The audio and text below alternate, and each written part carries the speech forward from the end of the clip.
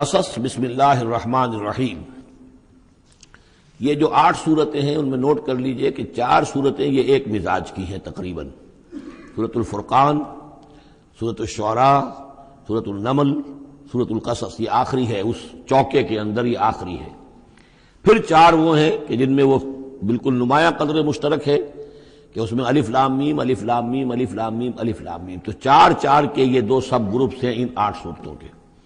لیکن پہلے سب گروپ میں سے ایک صورت وہ ہے کہ جو بغیر حروف مقطعات کے ہے، باقی 2 تاسین میم سے، ایک تاسین سے۔ اور ایک نقطہ یہ نوٹ کر لیجئے کہ اکثر و بیشتر صورتیں جو آئی ہیں، طٰہٰ، سورہ طٰہٰ جو ہے اس میں توئے آئی ہے شروع میں، اور اس میں بھی اکثر و بیشتر حصہ حضرت موسیٰ علیہ السلام کے واقعات پر مشتمل ہے۔ یہ تاسین میم، تاسین، ان میں بھی آپ نے حضرت موسیٰ کا ذکر جو ہے ہر صورت کے اندر موجود ہے۔ تو اس میں اشارہ کیا ہے بعض حضرات نے کہ حروف مقطعات جو ہیں ان کی ایک توجہ یہ بھی کی گئی ہے کہ یہ جو حروف ہیں اب عربی اور عبرانی زبان کے، یہ چیزوں کی اشکال سے اخذ کیے گئے ہیں۔ بعض زبانوں کے حروف جو ہیں وہ آوازوں پر مبنی ہیں، اور بعض کے جو ہے جیسے چینی زبان ہے وہ بھی چیزوں کی شکلوں سے وہ ان کے الفابیٹس بنے ہیں۔ تو عبرانی اور عربی کے بھی جو ہیں وہ اصل میں چیزیں یا اشیاء، ان کی شکلوں سے انہوں نے حروف اپنے اخذ کیے ہیں۔ مثلا توئے کو وہ لکھتے ہیں سانپ کی طرح، وہ سانپ جو ہے اس کا وہ پھن لے کر، اگر جو ناگ جو ہے اس نے پھن اٹھایا ہوا ہے اور نیچے کنڈلی ماری ہوئی ہے، یہ توئے ہے۔ تو تو جو ہے وہ گویا کہ سانپ کی علامت ہے، نون جو ہے وہ مچھلی کی علامت ہے۔ نون یوں کر کے اور ایک طرف اس کے نقطہ ڈال دے تو بالکل مچھلی، آپ نے کبھی دیکھا ہوگا تو اکثر و بیشتر جو بھی ڈرائنگز ہوتی ہیں، پینٹنگز ہوتی ہیں، وہ مچھلی کی شکل نون کی ہے، اس لیے ذن نون کہا گیا، مچھلی والا۔ اور قرآن مجید میں ایک سورت ہے سورہ نون، جس کا اختتام ہوتا ہے حضرت یونس علیہ السلام کے ذکر پر کہ جو مچھلی کے پیٹ میں جن کو اللہ نے پہنچا دیا تھا۔ تو اس اعتبار سے حروف مقطعات میں سے بعض چیزیں جو ہیں مناسبت والی نظر آتی ہیں۔ تو یہ جو صورتیں ہیں، سورہ شعراء اس میں بڑی تفصیل کے ساتھ آیا ہے۔ سورہ طٰہٰ میں وہ تو میں آپ کو بتا چکا ہوں کہ 8 میں سے 5 رکوع پورے حضرت موسیٰ علیہ السلام کے حالات پر ہیں۔ اسی طرح اب جو صورت یہ آ رہی ہے سورہ قصص، اس میں بھی حضرت موسیٰ علیہ السلام کے حالات اس میں ذرا اور پہلے کے ہیں۔ ہم اس سے پہلے پڑھ چکے ہیں کہ جب مدین سے واپس آ رہے تھے تو آپ کو نبوت ملی ہے، لیکن مدین پہنچ کیسے گئے، یہ واقعہ آپ کو سورہ قصص میں ملے گا کہ یہ جو تو گویا کہ اس تدریج سے حضرت موسیٰ کے حالات آ رہے ہیں کہ جیسے کہ جو آخری دور کے تھے ان کی زندگی کے وہ پہلے آئے ہیں، سورہ بقرہ میں، سورہ اعراف میں، پھر اس کے بعد جو ہیں اس سے پہلے کے وہ پھر آپ کو 3 صورتوں میں ملے ہیں، اور بالکل ابتدائی دور کی جو چیزیں وہ سورہ قصص میں ملیں گی۔ طاسیم میم تلک آیات الکتاب المبین، یہ ایک روشن کتاب کی آیات ہیں۔ نتلو علیک من نبأ موسیٰ وفرعون بالحق لقوم یؤمنون۔ اب دیکھیں یہاں شروع ہی سے بات ہو رہی ہے حضرت موسیٰ علیہ السلام کے بارے میں۔ ہم سناتے ہیں آپ کو کچھ احوال موسیٰ کے اور فرعون کے، بالحق، حق کے ساتھ، لقوم یؤمنون، ان لوگوں کے لیے جو ایمان لاتے ہیں یا ایمان لائیں یا ایمان والے ہیں۔ ان فرعون علا فی الارض، یقیناً فرعون نے بہت سرکشی کی تھی زمین میں، بہت ادھم مچایا تھا۔ وجعل اہلہا شیعا، اور زمین میں بسنے والوں کو اس نے طبقات میں یا گروہوں میں تقسیم کر دیا تھا، حاکم اور محکوم۔ ایک قوم جو ہے قبطی وہ حاکم تھی اور بنی اسرائیل محکوم۔ یستضعف طائفۃ منہم، اس نے دبایا ہوا تھا نیچے ایک گروہ کو، بنی اسرائیل کو دبایا ہوا تھا اور شدید ان کے اوپر جو ہے سختیاں ہو رہی تھیں۔ یذبح ابناہم، ان کے بیٹوں کو ذبح کر دیتا تھا، یستحیی نساءہم، اور زندہ رکھتا تھا ان کی بیویوں کو، ان کی عورتوں کو۔ انہ کان من المفسدین، یقیناً وہ فساد مچانے والوں میں سے تھا۔ وَنُرِيدُ أَن نَّمُنَّ عَلَى الَّذِينَ اسْتُضْعِفُوا،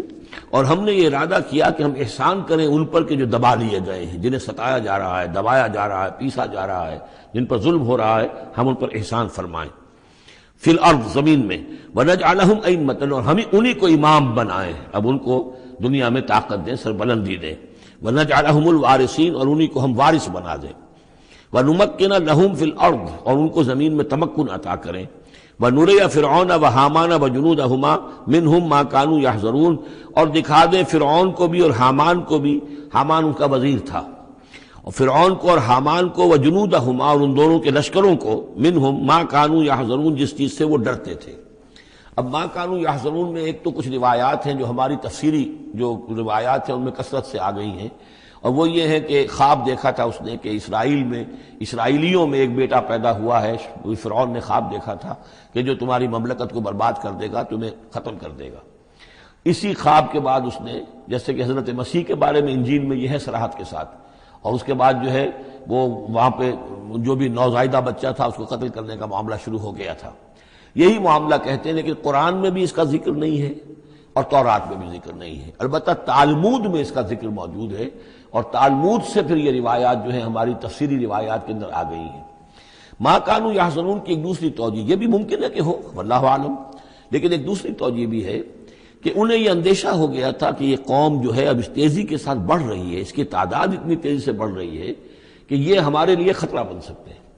بالکل وہ معاملہ ہے جو آج سے کوئی 20 سال پہلے ہوا تھا ہندوستان میں، جو نسل بندی کا معاملہ تھا کہ مسلمانوں کی تعداد اتنی تیزی سے بڑھ رہی تھی کہ ہندوؤں کو یہ اندیشہ ہوا کہ ان کی تعداد جو ہے وہ آبادی اتنی تیزی سے بڑھ رہی ہے کہ ہمارے لیے یہ خطرہ بن جائیں گے. لہذا ان کو روکنے کے لیے وہ نسل بندی اور جبری نسل بندی، پھر اس میں طرح طرح کے طریقے اختیار کیے گئے. اسی کی وجہ سے پھر وہاں مسلمانوں نے پہلی مرتبہ کانگریس کے خلاف یعنی انتخابی مارکے کے اندر بغاوت کی تھی، جس کی وجہ سے کہ اندرا گاندھی جو ہے ہار گئی تھی. تو یہ معاملہ جو ہے محسوس ہوتا ہے کہ وہاں یہ محسوس کیا جا رہا تھا کہ یہ جس تیزی کے ساتھ ان کی افزائش نسل ہو رہی ہے یہ ہمارے لیے خطرہ بن سکتے ہیں. یہ وجہ ہے کہ ان کے بچوں کو جو نرینہ اولاد ہے انہیں قتل کیا جا رہا تھا. بہرحال یہ دونوں توجیحات ممکن ہیں، واللہ عالم. بارک اللہ لی ولکم فی القرآن العظیم ونفعنی وإیاکم بالآیات والذکر الحکیم. اعوذ باللہ من الشیطان الرجیم، بسم اللہ الرحمن الرحیم. وأوحينا إلى أم موسى أن أرضعيه فإذا خفت عليه فألقيه في اليم ولا تخافي ولا تحزني إنا رادوه إليك وجاعلوه من المرسلين صدق الله العظيم. اور ہم نے وحی کر دی موسیٰ کی والدہ کو کہ اسے دودھ پلاتی رہو کہ کوئی تلاشی کے لیے لوگ آ رہے ہیں اور کوئی پکڑے جانے کا خوف ہے. فالقیہ فی الیم، تو اسے ڈال دینا دریا میں، نیل میں. ولا تخافی ولا تحزنی، اور کوئی خوف نہ کھانا، کوئی رنجیدہ مت ہونا. انا رادوہ الیک، ہمارا وعدہ ہے کہ ہم اس بچے کو لوٹا دیں گے تمہاری طرف، تمہارے پاس واپس لے آئیں گے. وجاعلوہ من المرسلین، اور اسے ہم نے بنانا ہے اپنے رسولوں میں سے. فالتقطہ آل فرعون، تو فرعون کے گھر والوں نے اسے اٹھا لیا. اسی سے لفظ لقطہ بنا ہے. لقطہ کہتے ہیں کوئی چیز گری پڑی کہیں ہو اس کو اٹھا لیا جائے، تو لقطے کے احکام ہیں پھر شریعت کے اندر. فالتقطہ، اٹھا لیا اس کو آل فرعون لیکون لہم عدوا وحزنا. آل فرعون کے گھر والوں نے اسے اٹھا لیا تاکہ وہ بن جائے ان کے لیے دشمن اور غم کا باعث. کا مطلب یہ نہیں کہ ان کا یہ ارادہ تھا، ان کو یہ معلوم تھا، بلکہ یہ نتیجہ ہے، یہ گویا کہ آخری نتیجہ جو نکلا اس کا کہ وہی بچہ جس کو انہوں نے نکالا دریائے نیل سے، بعد میں ان کے لیے وہ ایک ان کی تکلیف کا موجب بنا. ان فرعون و حامان و جنودہما کانوا خاطئین، یقین فرعون اور حامان اور ان کے لشکر جو ہے وہ چوک گئے، خطا کھائی. وقالت امرأۃ فرعون، اور کہا فرعون یہ آنکھوں کی ٹھنڈک ہوگا یہ بچہ میرے لیے بھی اور تیرے لیے بھی. فرعون سے کہا اپنے شوہر سے، لا تقتلوہ، اسے قتل نہ کرو. عسیٰ ان ینفعنا، ہو سکتا ہے یہ ہمیں کوئی نفع پہنچائے، مفید ہو ہمارے لیے. اور نتخذہ ولدا، بالکل وہی الفاظ ہیں جو امرأۃ العزیز نے کہے تھے حضرت یوسف علیہ السلام کے بارے میں. ہو سکتا ہے کہ اس سے ہمیں کوئی فائدہ پہنچے یا ہم اسے اپنا بیٹا بنا لیں. وَهُمْ لَا يَشْعُرُونَ، اور انہیں اندازہ نہیں تھا کہ وہ کیا کر رہے ہیں. وَأَصْبَحَ فُؤَادُ أُمِّ مُوسَىٰ فَارِغًا، اور ادھر موسیٰ کی والدہ کے جذبات جو ہیں اس کے اندر ہیجان پیدا ہو گیا، ان کا دل جو ہے اڑ گیا، اڑا ہو گیا، یعنی جس کو کہتے ہیں کہ دل کے اندر 100 طرح کے ان کے وسوسے پیدا ہوئے. ان کادت لتبدی بہی، وہ تو اس درجے مستر ہو گئی تھی کہ شاید ظاہر ہی کر دیتی، بھانڈا ہی پھوڑ دیتی. لولا ان ربطنا علی قلبہا، اگر ہم نے اس کے دل کے اوپر اس کو دل کو مضبوط نہ کر دیا ہوتا، اس کو باندھ نہ دیا ہوتا، ڈھارس نہ دی ہوتی اس کے دل کو. لتکون من المؤمنین، تاکہ وہ ہو جائے ایمان والوں میں سے۔ وقالت لاختہ قصیہ، اور موسیٰ کی والدہ نے کہا اپنی بیٹی سے جو کہ بہن تھی حضرت موسیٰ کی، کہا اس کی بہن سے ذرا اس کے پیچھے پیچھے چل۔ فبصرت، وہ دیکھتی رہی، بہی اس کو، عن جنب، اجنبی ہو کر، کہ جیسے میرا کوئی تعلق نہیں ہے، لیکن یہ کہ بہرحال اتفاقاً میں بھی دریا کے کنارے جا رہی تھی، میں نے یہ دیکھا ہے کہ صندوق چلا آ رہا ہے۔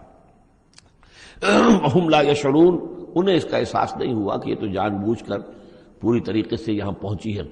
پورے اپنے ارادے کے ساتھ۔ وحرمنا علیہ المراضع من قبل، اور ہم نے حرام کر دی تھی ان پر تمام دودھ پلانے والیاں حضرت موسیٰ پر اس سے پہلے، یعنی یہ کہ اس بہن کے پہنچنے سے پہلے پہلے انہوں نے بہت سی خواتین کو بلایا تھا جو دودھ پلا سکتی تھی اس کو، لیکن کسی کا دودھ جو ہے وہ پینا قبول نہیں کیا حضرت موسیٰ نے۔ یہ ساری چیزیں اللہ کی طرف سے ہیں، اس کی مشیت ہے، اس کی تقدیر سے ہو رہا ہے۔ وحرمنا علیہ المراضع من قبل فقالت، اب یہ پہنچی وہاں تو وہاں تو تشویش تھی، اتنا بچہ اچھا ہے، خوبصورت ہے۔ والقیت علیک محبۃ منی، یہ ہم پڑھ آئے ہیں سورہ طٰہٰ میں، ایسی موہنی صورت کے اس کے اوپر محبت کا پرتاؤ اللہ تعالیٰ نے اپنی محبت کا پرتاؤ ڈالا۔ تو اب وہ تشویش میں تھے کہ کیا ہوگا اس کا، کون دودھ پلائے۔ ابھی میرا خیال ہے کہ فیڈرز تو ابھی ایجاد نہیں ہوئے ہوں گے کہ دودھ پلانے کا کوئی اور نظام ہو۔ قالت، تو اس نے کہا، هل ادلکم علی اہل بیت یکفلونہ لکم، تو کیا میں تمہاری رہنمائی کروں ایک گھر والوں کی طرف کہ جو اس کی کفالت کریں گے، اس کو پال دیں گے تمہارے لیے، وہم لہ ناصحون، اور وہ اس کے خیر خواہ ہیں۔ فرددناہ الی امہ کہ تقر عینہا، تو ہم نے لوٹا دیا اسے اس کی والدہ کی گود میں تاکہ اس کی آنکھیں ٹھنڈی رہیں، ولا تحزن، اور وہ رنجیدہ نہ ہو، ولتعلم ان وعد اللہ حق، اور تاکہ اس کو معلوم ہو جائے موسیٰ کو کہ اللہ کا وعدہ حق ہے، سچا ہے، جو اس نے کہا تھا کہ لوٹا دیں گے وہ لوٹا دیا۔ ولکن اکثرہم لا یعلمون، لیکن اکثر لوگ جانتے نہیں ہیں۔ ولما بلغ اشدہ واستوى آتیناہ حکما وعلما، اور جب وہ پوری قوت کو پہنچا، جوانی کو پہنچا، بھرپور جوانی کو، اپنی پوری پختگی کو پہنچ گیا، استوا، اور وہ گویا کہ تمام جو ان کے ظاہری اور باطنی قواہ ہیں وہ پورے ایک اعتدال کے ساتھ جم گئے۔ آتیناہ حکما وعلما، ہم نے اسے حکم اور علم عطا فرمایا۔ اس سے یہ بھی مراد دی جا سکتی ہے کہ اسی وقت ان کو یہ نبوت جو ہے وہ مل گئی، لیکن یہ کہ عام خیال یہ ہے کہ نبوت بعد میں ملی ہے۔ تو حکم، حکمت اور علم دیا۔ وَكَذَلِكَ نَجْزِي الْمُحْسِنِينَ، اور اسی طرح ہم بدلہ دیتے ہیں احسان کی روش اختیار کرنے والوں کو، نیکوکاروں کو۔ وَدَخَلَ الْمَدِينَةَ عَلَىٰ حِينِ غَفْلَةٍ مِّنْ أَهْلِهَا، اور ایک روز وہ داخل ہوئے گاؤں میں، شہر میں، ایسے وقت میں کہ اس کے شہر کے لوگ جو ہیں غفلت میں تھے۔ اب یہ ذہن میں رکھیے یہ محل میں رہتے ہیں، اور محل آپ کو معلوم ہے شہر سے باہر ہوتے ہیں، علیحدہ ہوتے ہیں، اور بستی جہاں پر کہ زیادہ وہ جو بھی ہے ڈاؤن ٹاؤن جسے آج کل کہا جاتا ہے، وہ ان کا شہر کا مرکزی مقام ہوگا، اور یا تو یہ کہ اعلیٰ صبح کا وقت ہوگا جبکہ ابھی لوگ پوری طرح بیدار نہیں ہوئے ہیں، گھروں میں ہیں، یا یہ کہ دوپہر کا وقت ہو کہ جس میں لوگ قیلولہ کر رہے ہیں۔ وہ داخل ہوئے، دخل المدینۃ علی حین غفلۃ من اہلہا، جبکہ اس کے آپ لوگ جو ہیں وہ غفلت میں تھے۔ فوجد فیہا رجلین یقتتلان، تو پایا اس میں دو اشخاص کو لڑتے ہوئے۔ ھذا من شیعتہ، یہ اس کی قوم میں سے تھا ایک، یعنی ایک تو تھا اسرائیلی، وھذا من عدوہ، اور دوسرا تھا کہ جو اس کے دشمنوں میں سے تھا، یعنی وہ قبطی تھا۔ فاستغاثہ الذی من شیعتہ، تو مدد مانگی اور دہائی دی اس شخص نے جو موسیٰ کی قوم میں سے تھا، علی الذی من عدوہ، اس کے مقابلے میں کہ جو دشمن قوم سے تعلق رکھتا تھا۔ فوقظہ موسیٰ، تو حضرت موسیٰ نے اس کی مدد کے لیے اقدام کیا اور ایک مکہ رسید کیا اس کو، فقضى علیہ، اور اس کا کام تمام کر دیا، اس ایک ہی ضرب سے وہ شخص ہلاک ہو گیا۔ قال ھذا من عمل الشیطان، اب تنبہ ہوا کہ یہ تو شیطان کا معاملہ ہو گیا، شیطان کا عمل ہوا۔ انہ عدو مضل مبین، ان کی نیت قتل کرنے کی نہیں تھی، لیکن یہ ہے کہ وہ ضرب ایسی شدید لگی کہ وہ مر گیا۔ انہ یقیناً شیطان جو ہے وہ تو دشمن ہے اور گمراہ کرنے والا ہے کھلا۔ قال رب انی ظلمت نفسی فاغفر لی فغفر لہ، انہوں نے عرض کیا اللہ سے، پروردگار میں نے ظلم کیا اپنی جان پر، پس مجھے بخش دے، اور پس اللہ نے اسے بخش دیا۔ انہ هو الغفور الرحیم، یقیناً وہ غفور ہے اور رحیم ہے، بخشنے والا، رحم فرمانے والا۔ قال رب بما انعمت علی فلن اکون ظہیرا للمجرمین، تو اب انہوں نے وعدہ کیا پروردگار تو نے جو مجھ پر انعام فرمایا اور مجھے بخش دیا ہے تو میں اب آئندہ کبھی بھی مددگار نہیں بنوں گا کسی بھی مجرم کا، کسی غلط کار شخص کا۔ فاصبح فی المدینۃ خائفا یترقب، اب صبح کے وقت ان پر جو ہے شہر کے اندر، وہ صبح ہوئی انہیں، صبح کو جب اٹھے خائفا، اب خوف طاری تھا کہ مجھ ایک شخص قتل ہو گیا ہے، کس نے قتل کیا ہے، بہت کافی دھوم مچی ہوئی ہوگی، کس نے قتل کیا ہے، قاتل کون ہے،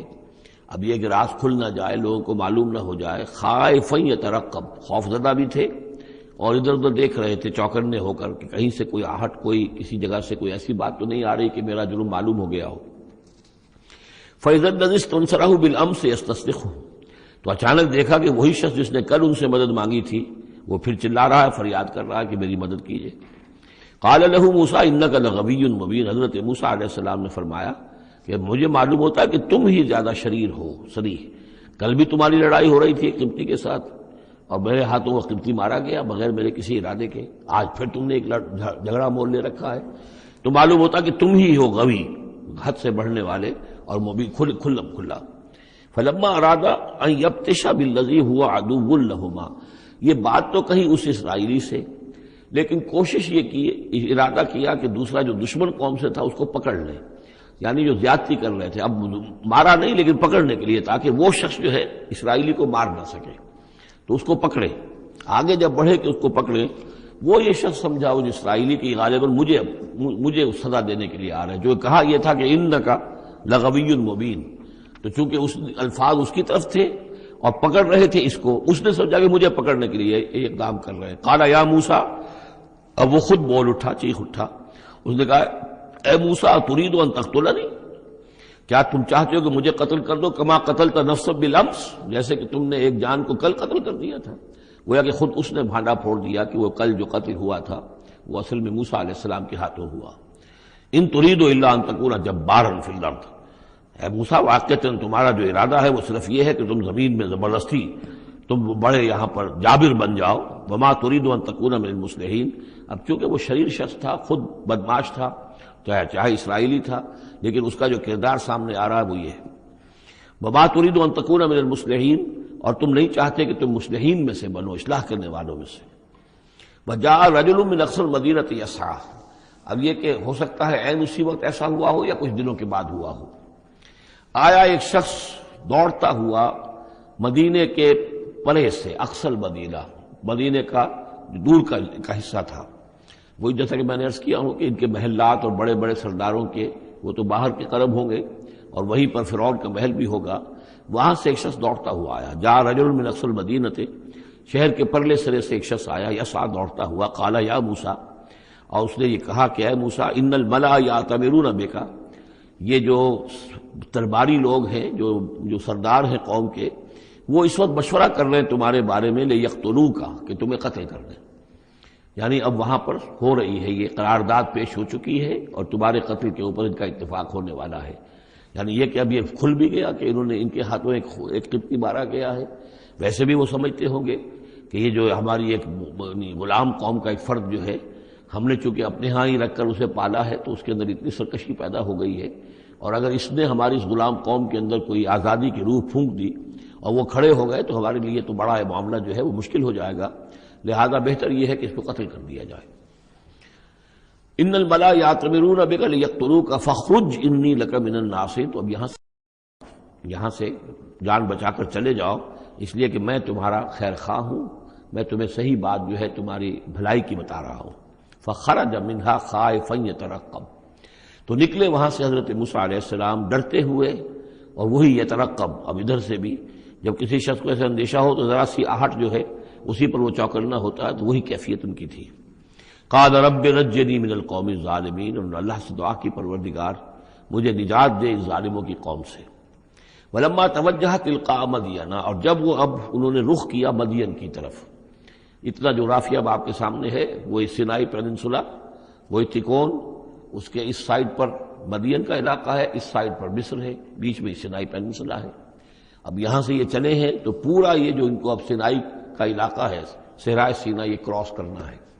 اور مدین جانا ہے۔ فلما توجہ تلقاء مدین، جب انہوں نے رخ کیا اپنا مدین کی جانب، قال تو کہا عسیٰ ربی ان یہدینی سواء السبیل، امید ہے مجھے کہ میرا رب مجھے راستہ دکھائے گا سیدھی راہ کا، یعنی یہ کہ میں کہیں بھٹک نہیں جاؤں گا۔ میں اس صحرا کے اندر، ظاہر بات ہے صحرا میں نقودت میں کوئی آدمی غلط راستے پر پڑ جائے تو ویسے ہلاک ہو جائے گا۔ عسیٰ ربی، مجھے امید ہے کہ میرا رب مجھے راستہ بتائے گا اور صحیح راستے پر چلائے گا، سیدھی راہ پر۔ ولما ورد ماء مدین، اب کتنی دیر لگی ہوگی، کتنا وقت لگا ہوگا، جب مدین کے کنویں پر پہنچے۔ مدین کی آبادی ہے، اس کے باہر کنواں ہے، کنویں کے اوپر جو ہے رہٹ چل رہے ہیں، یا کنویں سے پانی کھینچ کر پلایا جا رہا ہے جانوروں کو، بھیڑوں بکریوں کو اور جانوروں کو۔ وجد علیہ امتن، پایا انہوں نے وہاں پر ایک قوم کو، ایک گروہ کو، من الناس یسقون، لوگوں میں سے ایک گروہ وہاں جمع تھا اس کنویں پر، پانی پلا رہے تھے۔ کسے پلا رہے تھے؟ اپنے اپنے جانوروں کو، بھیڑیں بکریاں تھیں سب کے پاس، وہ کھینچ کھینچ کر پانی جو ہے وہ کہیں ڈالتے تھے کہ جہاں سے پھر ان کی بھیڑیں بکریاں پانی پیتی تھیں۔ ووجد من دونہم امرأتین تذودان، اور ان کے پرے انہوں نے دیکھا کہ دو عورتیں ہیں جو اپنی بکریوں کو روک کر تھام کر کھڑی ہیں، یعنی بکریاں چاہتی ہوں گی پیاس کی وجہ سے پانی کی طرف آنا، لیکن وہ انہیں روک رہی تھی کہ نہیں ابھی ہماری باری نہیں ہے، رکھیوں روک رہی تھی۔ قال ما خطبکما، حضرت موسیٰ نے ان دونوں سے سوال کیا یہ آپ لوگوں کا کیا معاملہ ہے، کیوں آپ کھڑی ہیں یہاں؟ قالتا لا نسقی حتی یصدر الرعاء، انہوں نے کہا کہ ہم نہیں اپنے اس گلے کو پانی پلا سکتی جب تک کہ یہ تمام چرواہے چلے نہ جائیں۔ یہ چرواہے جو ہیں پانی پلا کے جب چلے جاتے ہیں اپنے گلوں کو لے کر، پھر ہم جاتی ہیں اور جا کر اپنے ان بھیڑوں بکریوں کو پانی پلاتی ہیں۔ وہ ابونا شیخ کبیر، ہمارا والد جو ہے وہ بہت بوڑھے شخص ہیں، ضعیف ہیں، مطلب یہ کہ کوئی مرد، جوان مرد ہے نہیں، والد ہیں گھر میں تو وہ بوڑھے ہیں، یہ کام جو کہ مردوں کی کرنے کا تھا وہ ہمیں عورتوں کو کرنا پڑ رہا ہے۔ اب ظاہر بات ہے کہ ان چرواہوں سے کون جھگڑے، تو اس لیے کہ ہم اس میں جو ہے اپنی باری کے معاملے میں ہم نے یہی طے کیا ہوا کہ یہ سب پانی پلا کے چلے جائیں اپنے اپنے ریوڑ لے کر، تو پھر ہم پانی پلاتی ہیں۔ فسقا لہما، حضرت موسیٰ علیہ السلام تو تھے قوی ہیکل تھے، انہوں نے کہا نہیں، ان کی وہ غیرت جو ہے، انہوں نے پانی پلایا، ادھر ادھر ہٹایا ان کو جو بھی چرواہے تھے، اور ان کو پانی کھینچ کر پلایا ان کی بھیڑوں بکریوں کو۔ ثم تولی الی الظل، اب وہ تو لے کر اپنی بھیڑوں بکریوں کو چلی گئی اپنے گھر، اور یہ پھر کسی سائے کی طرف انہوں نے رخ کیا، پھر مڑے ایک سائے کی طرف، کسی درخت کے سائے میں جا کر بیٹھ گئے،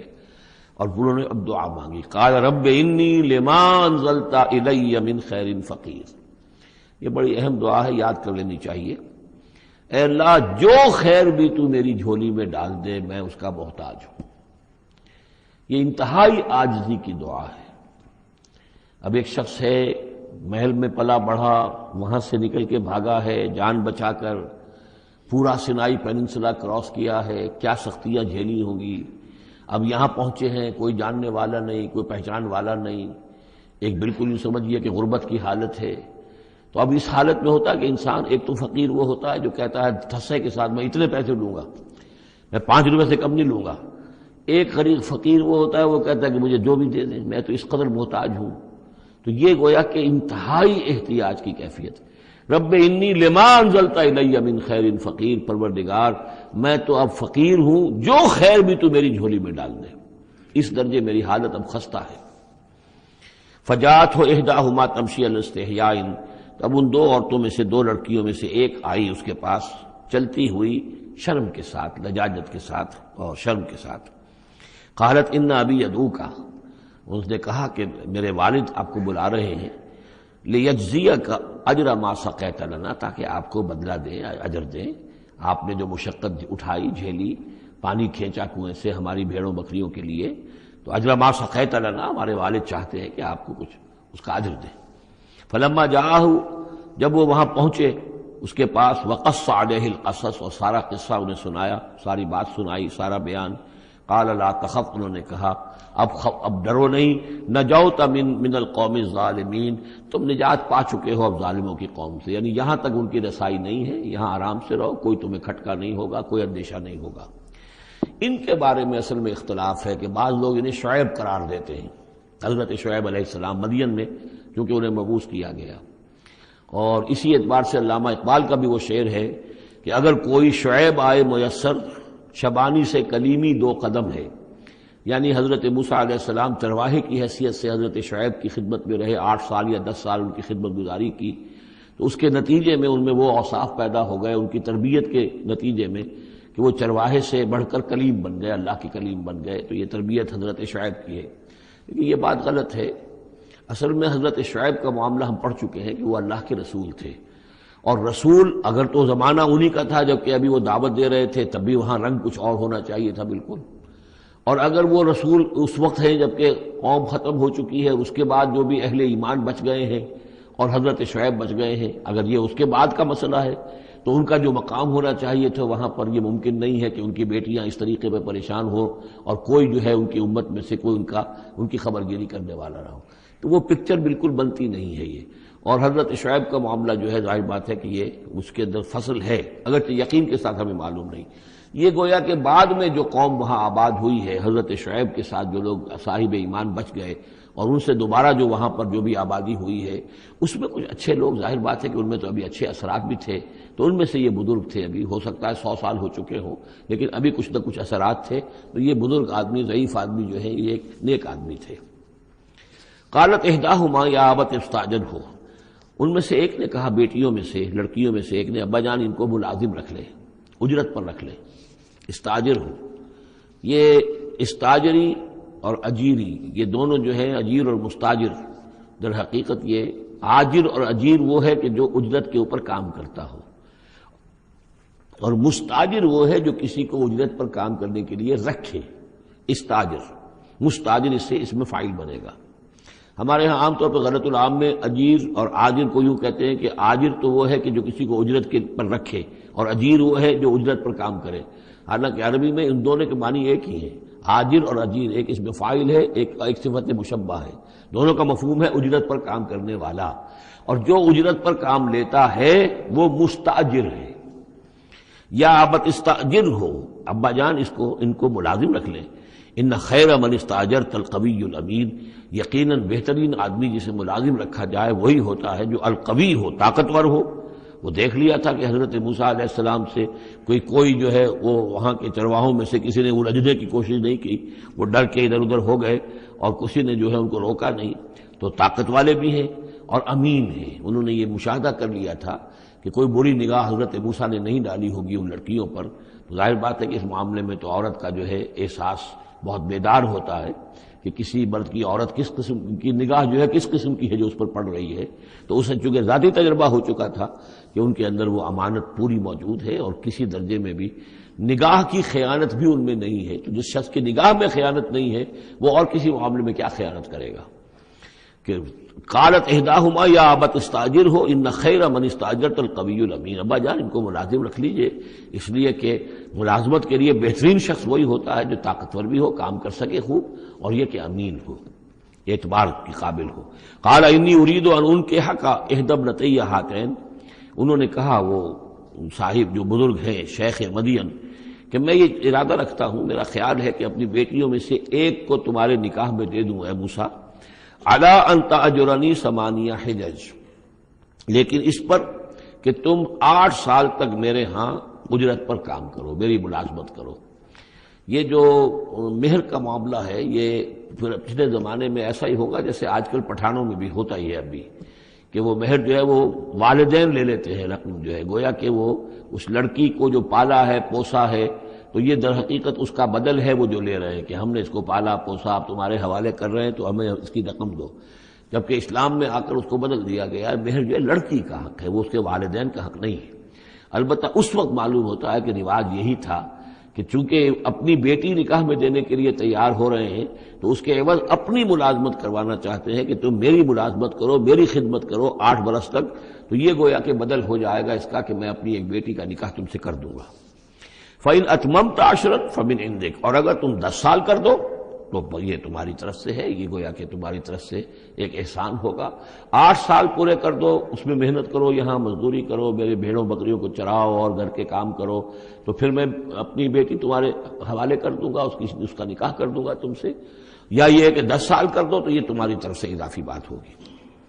وما اريد ان اشق عليك، اور ساتھ ہی یہ بھی دیکھ لو میں تم پر کوئی سختی کرنے کا ارادہ نہیں رکھتا یعنی تمہیں جو ملازم رکھ رہا ہوں تو ایسا نہیں کہ بہت بھاری کام تم پر ڈالوں گا، میں تمہیں مشقت میں ڈالنا نہیں چاہتا۔ ستجدنی انشاءاللہ من الصالحین، تم انشاءاللہ مجھے پاؤ گے کہ میں نیک انسان ہوں، صحیح ہوں، راست باز ہوں، اور جو معاملہ ہے معاملے کا کھرا آدمی ہوں۔ قال ذلک بینی و بینک، حضرت موسیٰ نے فرمایا ٹھیک ہے، یہ پھر میرے اور آپ کے درمیان یہ بات طے ہو گئی۔ ایم الاجلین قضیت، ان دونوں مدتوں میں سے جو بھی میں پوری کر دوں۔ 10 سال کا آپ تقاضا نہیں کر سکتے، تقاضا 8 سال کا ہوگا، ویسے یہ کہ میں چاہوں تو 10 سال پورے کر دوں، لیکن وہ میری آپشن پر ہوگا۔ ایم الاجلین قضیت فلا عدوان علی، پھر مجھ پر کوئی زیادتی نہ ہو۔ واللہ علی ما نقول وکیل، اور جو کچھ ہم کہہ رہے ہیں اللہ اس پر وکیل ہے، اللہ ہی اس کا ذمہ دار ہے۔ فلما قضا موسیٰ الاجل، جب موسیٰ نے وہ مدت پوری کر دی، وسارا باہلہ، اب وہ اپنے گھر والوں کو لے کر چلے، اب مصر کی طرف واپس لوٹ رہے ہیں کہ اب اتنا عرصہ بیت گیا ہے، 10 سال ہو گئے یا 8 سال ہو گئے یا 9 سال ہو گئے، اب بہرحال وہ معاملہ بھی ٹھنڈا پڑ چکا ہوگا، وہاں پر قتل وغیرہ کا کیا حالات وہاں ہوئے یہ بھی معلوم نہیں ہے۔ بہرحال وہ چلے ہیں واپس، سارا باہلہ لے کر چلے اپنے گھر والوں کو، یعنی اپنی اہلیہ کو۔ آنس من جانب طور نارا، انہوں نے پہاڑ کے ایک طرف ایک سائڈ پر طور کے انہوں نے آگ دیکھی۔ قال لأہلہم کثوا، انہوں نے کہا اپنے گھر والوں سے کہ ذرا یہاں انتظار کرو، ٹھہرو، انی آنست نارا، میں نے آگ دیکھی ہے، لعلی آتیکم منہا بخبر، ہو سکتا ہے کہ میں وہاں سے یہاں جاؤں اور وہاں سے کوئی خبر لے کر آؤں، یعنی یہ کہ راستے کے بارے میں معلومات صحیح کہ کہیں ہم بھٹک تو نہیں گئے، ہم کدھر جا رہے ہیں۔ او جذوۃ من النار، یا پھر میں آگ کا ایک انگارہ لے آؤں وہاں سے، لعلکم تصطلون، تاکہ اس سرد رات میں یہاں ہم آگ جلا لیں، اور یہ کہ اس سے کہ آپ لوگ جو ہے وہ سینک سکیں۔ فلما اتاها نودی من شاطئ الوادی الایمن فی البقعۃ المبارکۃ من الشجرۃ، تو جب وہ وہاں پہنچے تو ندا آئی، میدان کے داہنے کنارے، جو برکت والا میدان تھا اس کے داہنے کنارے سے ایک خاص جھنڈ میں سے آواز آئی، مبارکہ، کہ جو بہت برکت والا تھا، من الشجرۃ، شجر کے درخت کے جھنڈ میں، ان یا موسیٰ انی انا اللہ رب العالمین، کہ اے موسیٰ میں اللہ ہوں تمام جہانوں کا پروردگار۔ وان الق عصاک، اور یہ ابھی ہم پڑھ چکے ہیں کئی مرتبہ یہ چیزیں، اور اب ڈال دو زمین پر اپنی لاٹھی۔ فلما رآہا تہتز کانہا جان، جب انہوں نے دیکھا کہ وہ تو حرکت کر رہی ہے جیسے کہ سانپ ہو، ولا مدبرا ولم يعقب، یہی وہاں پہ آ چکا، سورۃ النمل میں بھی آ چکا ہے۔ تو موسیٰ علیہ السلام جو ہے وہاں سے پیٹھ موڑ کر بھاگے اور انہوں نے پیچھے مڑ کر نہیں دیکھا۔ یا موسیٰ اقبل، اللہ نے فرمایا اے موسیٰ نہیں، آؤ، اقبل ولا تخف، اور ڈرو نہیں، انک من الآمنین، یقیناً تم بالکل امن میں ہوگے، تمہیں کوئی غضب نہیں پہنچے گا۔ اسلک یدک فی جیبک، اور اپنا ہاتھ جو ہے ذرا اپنے گریبان میں ڈالو، تخرج بیضاء من غیر سوء، وہ نکلے گا سفید ہو کر بغیر اس کے کہ اس میں کوئی بیماری ہو یا اس میں کوئی اور برائی پیدا ہو۔ وضمم یدک الیک جناحک من الرحم، اور اگر کبھی تمہیں کوئی خوف لاحق ہو تو ذرا اپنے بازو کو اپنی بغل کے ساتھ اچھی طرح جوڑ لینا۔ یہ گویا کہ کوئی خاص ترکیب بتائی گئی ہے کہ اس طریقے سے خوف کے اثرات جو ہیں وہ زائل ہو جائیں گے۔ فذانک برہانان من ربک، باقی وہ دو جو ہیں وہ ہم نے تمہیں برہانے دی ہیں، جو یہ دلیلیں دی ہیں، نشانیاں دی ہیں، معجزے دیے ہیں۔ ذانک برہانان من ربک الی فرعون وملئہ، کہ اب تم فرعون اس کے سرداروں کے پاس جاؤ، انہم کانوا قوما فاسقین، یقیناً وہ ایک فاسق اور فاجر اور سرکش قوم بن گئے۔ قال رب انی قتلت منہم نفسا، حضرت موسیٰ نے عرض کیا پروردگار میں نے ان کی قوم کے ایک شخص کو قتل کر دیا تھا، فاخاف ان یقتلون، مجھے تو اندیشہ یہ ہے کہ جیسے ہی میں وہاں جاؤں گا وہ مجھے قتل کر دیں گے۔ یعنی ایک تو یہ کہ میں خاموشی سے جاؤں، جا کر کہیں چھپ جاؤں، کہیں پتہ بھی نہ چلے کہ موسیٰ آ گئے، کہاں آ گئے، کہیں جا کر آباد ہو جاؤں۔ ایک یہ کہ میں جاؤں اور فرعون کے ہاں جاؤں اور جا کر وہاں پیغام پیش کروں، تو اس میں تو مجھے اندیشہ یہ ہے کہ فوری طور پر مجھ پر مقدمہ قائم ہوگا اور مجھے قتل کر دیا جائے گا۔ وآخی ہارون، اور میرا جو بھائی ہارون ہے، میرے بڑے بھائی، ہوا افصح منی لسانا، ان کی زبان مجھ سے زیادہ صاف ہے، وہ گفتگو کرنے میں زیادہ مہارت رکھتے ہیں۔ فارسلہ معی، تو انہیں بھی میرے ساتھ بھیج دیجئے، ردءً، میری مدد کے لیے، یصدقونی، تاکہ وہ میری تصدیق کریں، انی اخاف ان یکذبون، مجھے اندیشہ ہے کہ وہ مجھے جھٹلائیں گے۔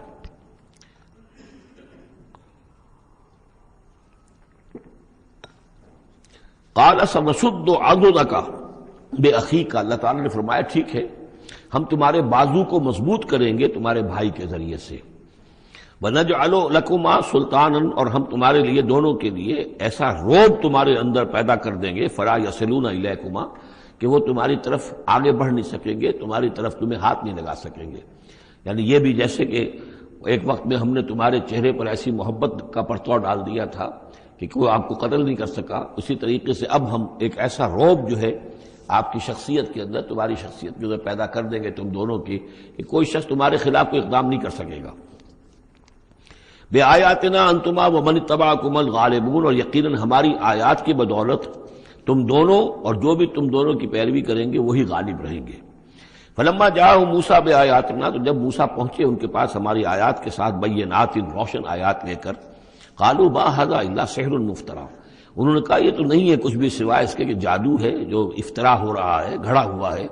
وما سمعنا بھذا فی آبائنا الاولین، اور ہم نے ایسی کوئی بات اپنے پہلے آباء نہیں سنی۔ نئی بات لے کر آئے ہو کہ اللہ جو ہے اس کائنات کا خالق، اس نے کسی کو رسول بنا کر بھیجا ہے اور وہ اس کا نمائندہ ہے اور اس کی بات ماننی پڑے گی، ہم نے تو یہ بات پہلے کبھی سنی نہیں ہے۔ وقال موسیٰ ربی اعلم بمن جاء بالہدی من عنده، موسیٰ نے کہا میرا پروردگار خوب جانتا ہے کہ کون ہدایت لے کر آیا ہے اس کے پاس سے، یعنی اللہ کے علم میں ہے۔ ومن تکون له عاقبۃ الدار، اور میرا رب جانتا ہے کہ کس کے لیے ہے آخرت کا گھر۔ انہ لا یفلح الظالمون، یقیناً ظالم فلاح نہیں پاتے۔ وقال فرعون یا ایھا الملأ ما علمت لکم من الہ غیری، اور کہا فرعون نے کہ اے میرے سرداروں، اے میرے درباریوں سرداروں، ما علمت لکم من الہ غیری، میں نہیں جانتا تمہارے لیے اپنے سوا کوئی الہ، میں الہ ہوں تمہارا، میں مالک ہوں، میں خالق تو نہیں لیکن میں ایک رب ہوں یہاں، اس معنی میں کہ میرا حکم ہے، میری حکومت ہے، میری مرضی چلتی ہے، میرا اختیار ہے، اس کے سوا میں کسی کو رب ماننے کو تیار نہیں، کوئی الہ ماننے کو تیار نہیں۔ ما علمت لکم من الہ غیری فاوقد لی یا حامان، تو اے حامان ذرا آگ دے، بھٹا جو ہے اینٹوں کا، اس میں جو تین جو گارے کی اینٹیں ہیں ان کو ذرا پکاؤ بھٹے کے اندر، آگ لگاؤ، فاجعل لی صرحا، اور پھر میرے لیے ایک بہت بڑی عمارت بناؤ، لعلی اطلع الی الہ موسیٰ، یہ موسیٰ جو کہتا کہ اللہ ہے اور وہ آسمانوں پر ہے، تو میں ذرا اونچا ہو کر دیکھوں تو صحیح، جھانکوں تو صحیح آسمانوں میں،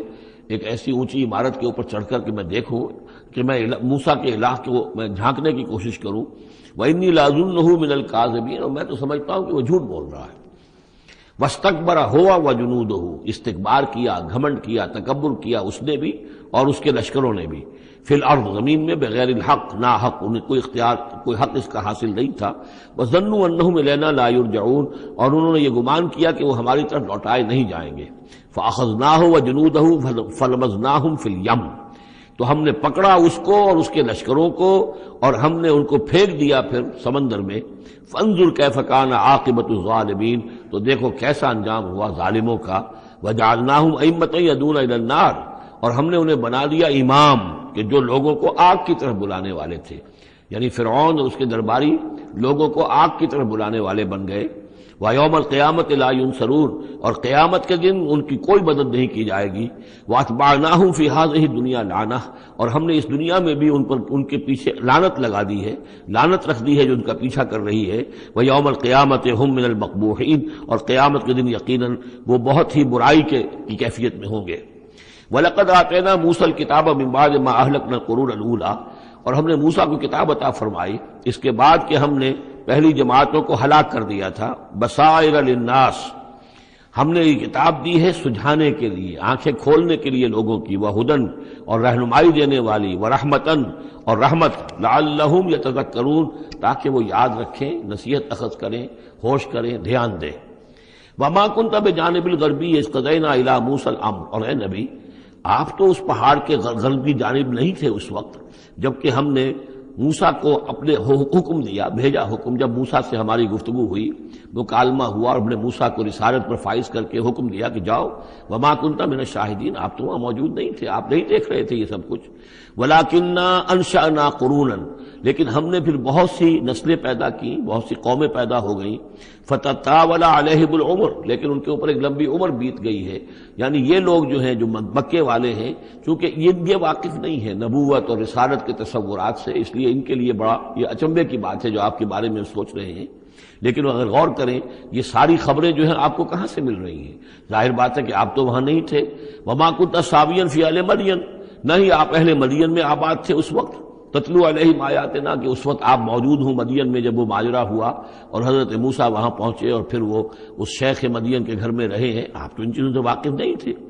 ثابین فی اہل مدین تتلو علیہم آیاتنا ولکننا کننا مرسلین، بلکہ یہ تو ہم ہیں بھیجنے والے. ہم جس کو چاہتے ہیں رسول بناتے ہیں، اور جس کو ہم رسول بناتے ہیں پھر اس سے ہم غیب کی خبریں دیتے ہیں، پچھلی بھی آئندہ ہونے والے واقعات کی بھی خبریں دیتے ہیں، اور ساری تعلیمات اور ہدایت کے لیے ضروری ہدایات دیتے ہیں. وما كنت بجانب الطور اذ نادینا، اور آپ تو نہیں تھے اس پہاڑ کے اس سائڈ پر، اس ایک جانب جبکہ ہم نے پکارا تھا. ولکن رحمۃ من ربک، بلکہ یہ سب رحمت ہے آپ کے رب کی جانب سے. لتنذر قوما، تاکہ آپ اس قوم کو خبردار کریں، ما اتاہم من نذیر من قبلک، جس کے پاس کہ کوئی خبردار کرنے والا نہیں آیا آپ سے پہلے. لعلہم یتذکرون، یعنی حضرت اسماعیل سے لے کر حضرت محمد تک یہ بڑا طویل وقفہ ہے. صلی اللہ علیہ وسلم علیہ السلام، حضرت ابراہیم کے بیٹے اسماعیل، اب ان کے ساتھ حضرت اسحاق تھے ان کے دوسرے بیٹے، ان کے ساتھ تو یہ کہ نبوت کا سلسلہ چلتا رہا.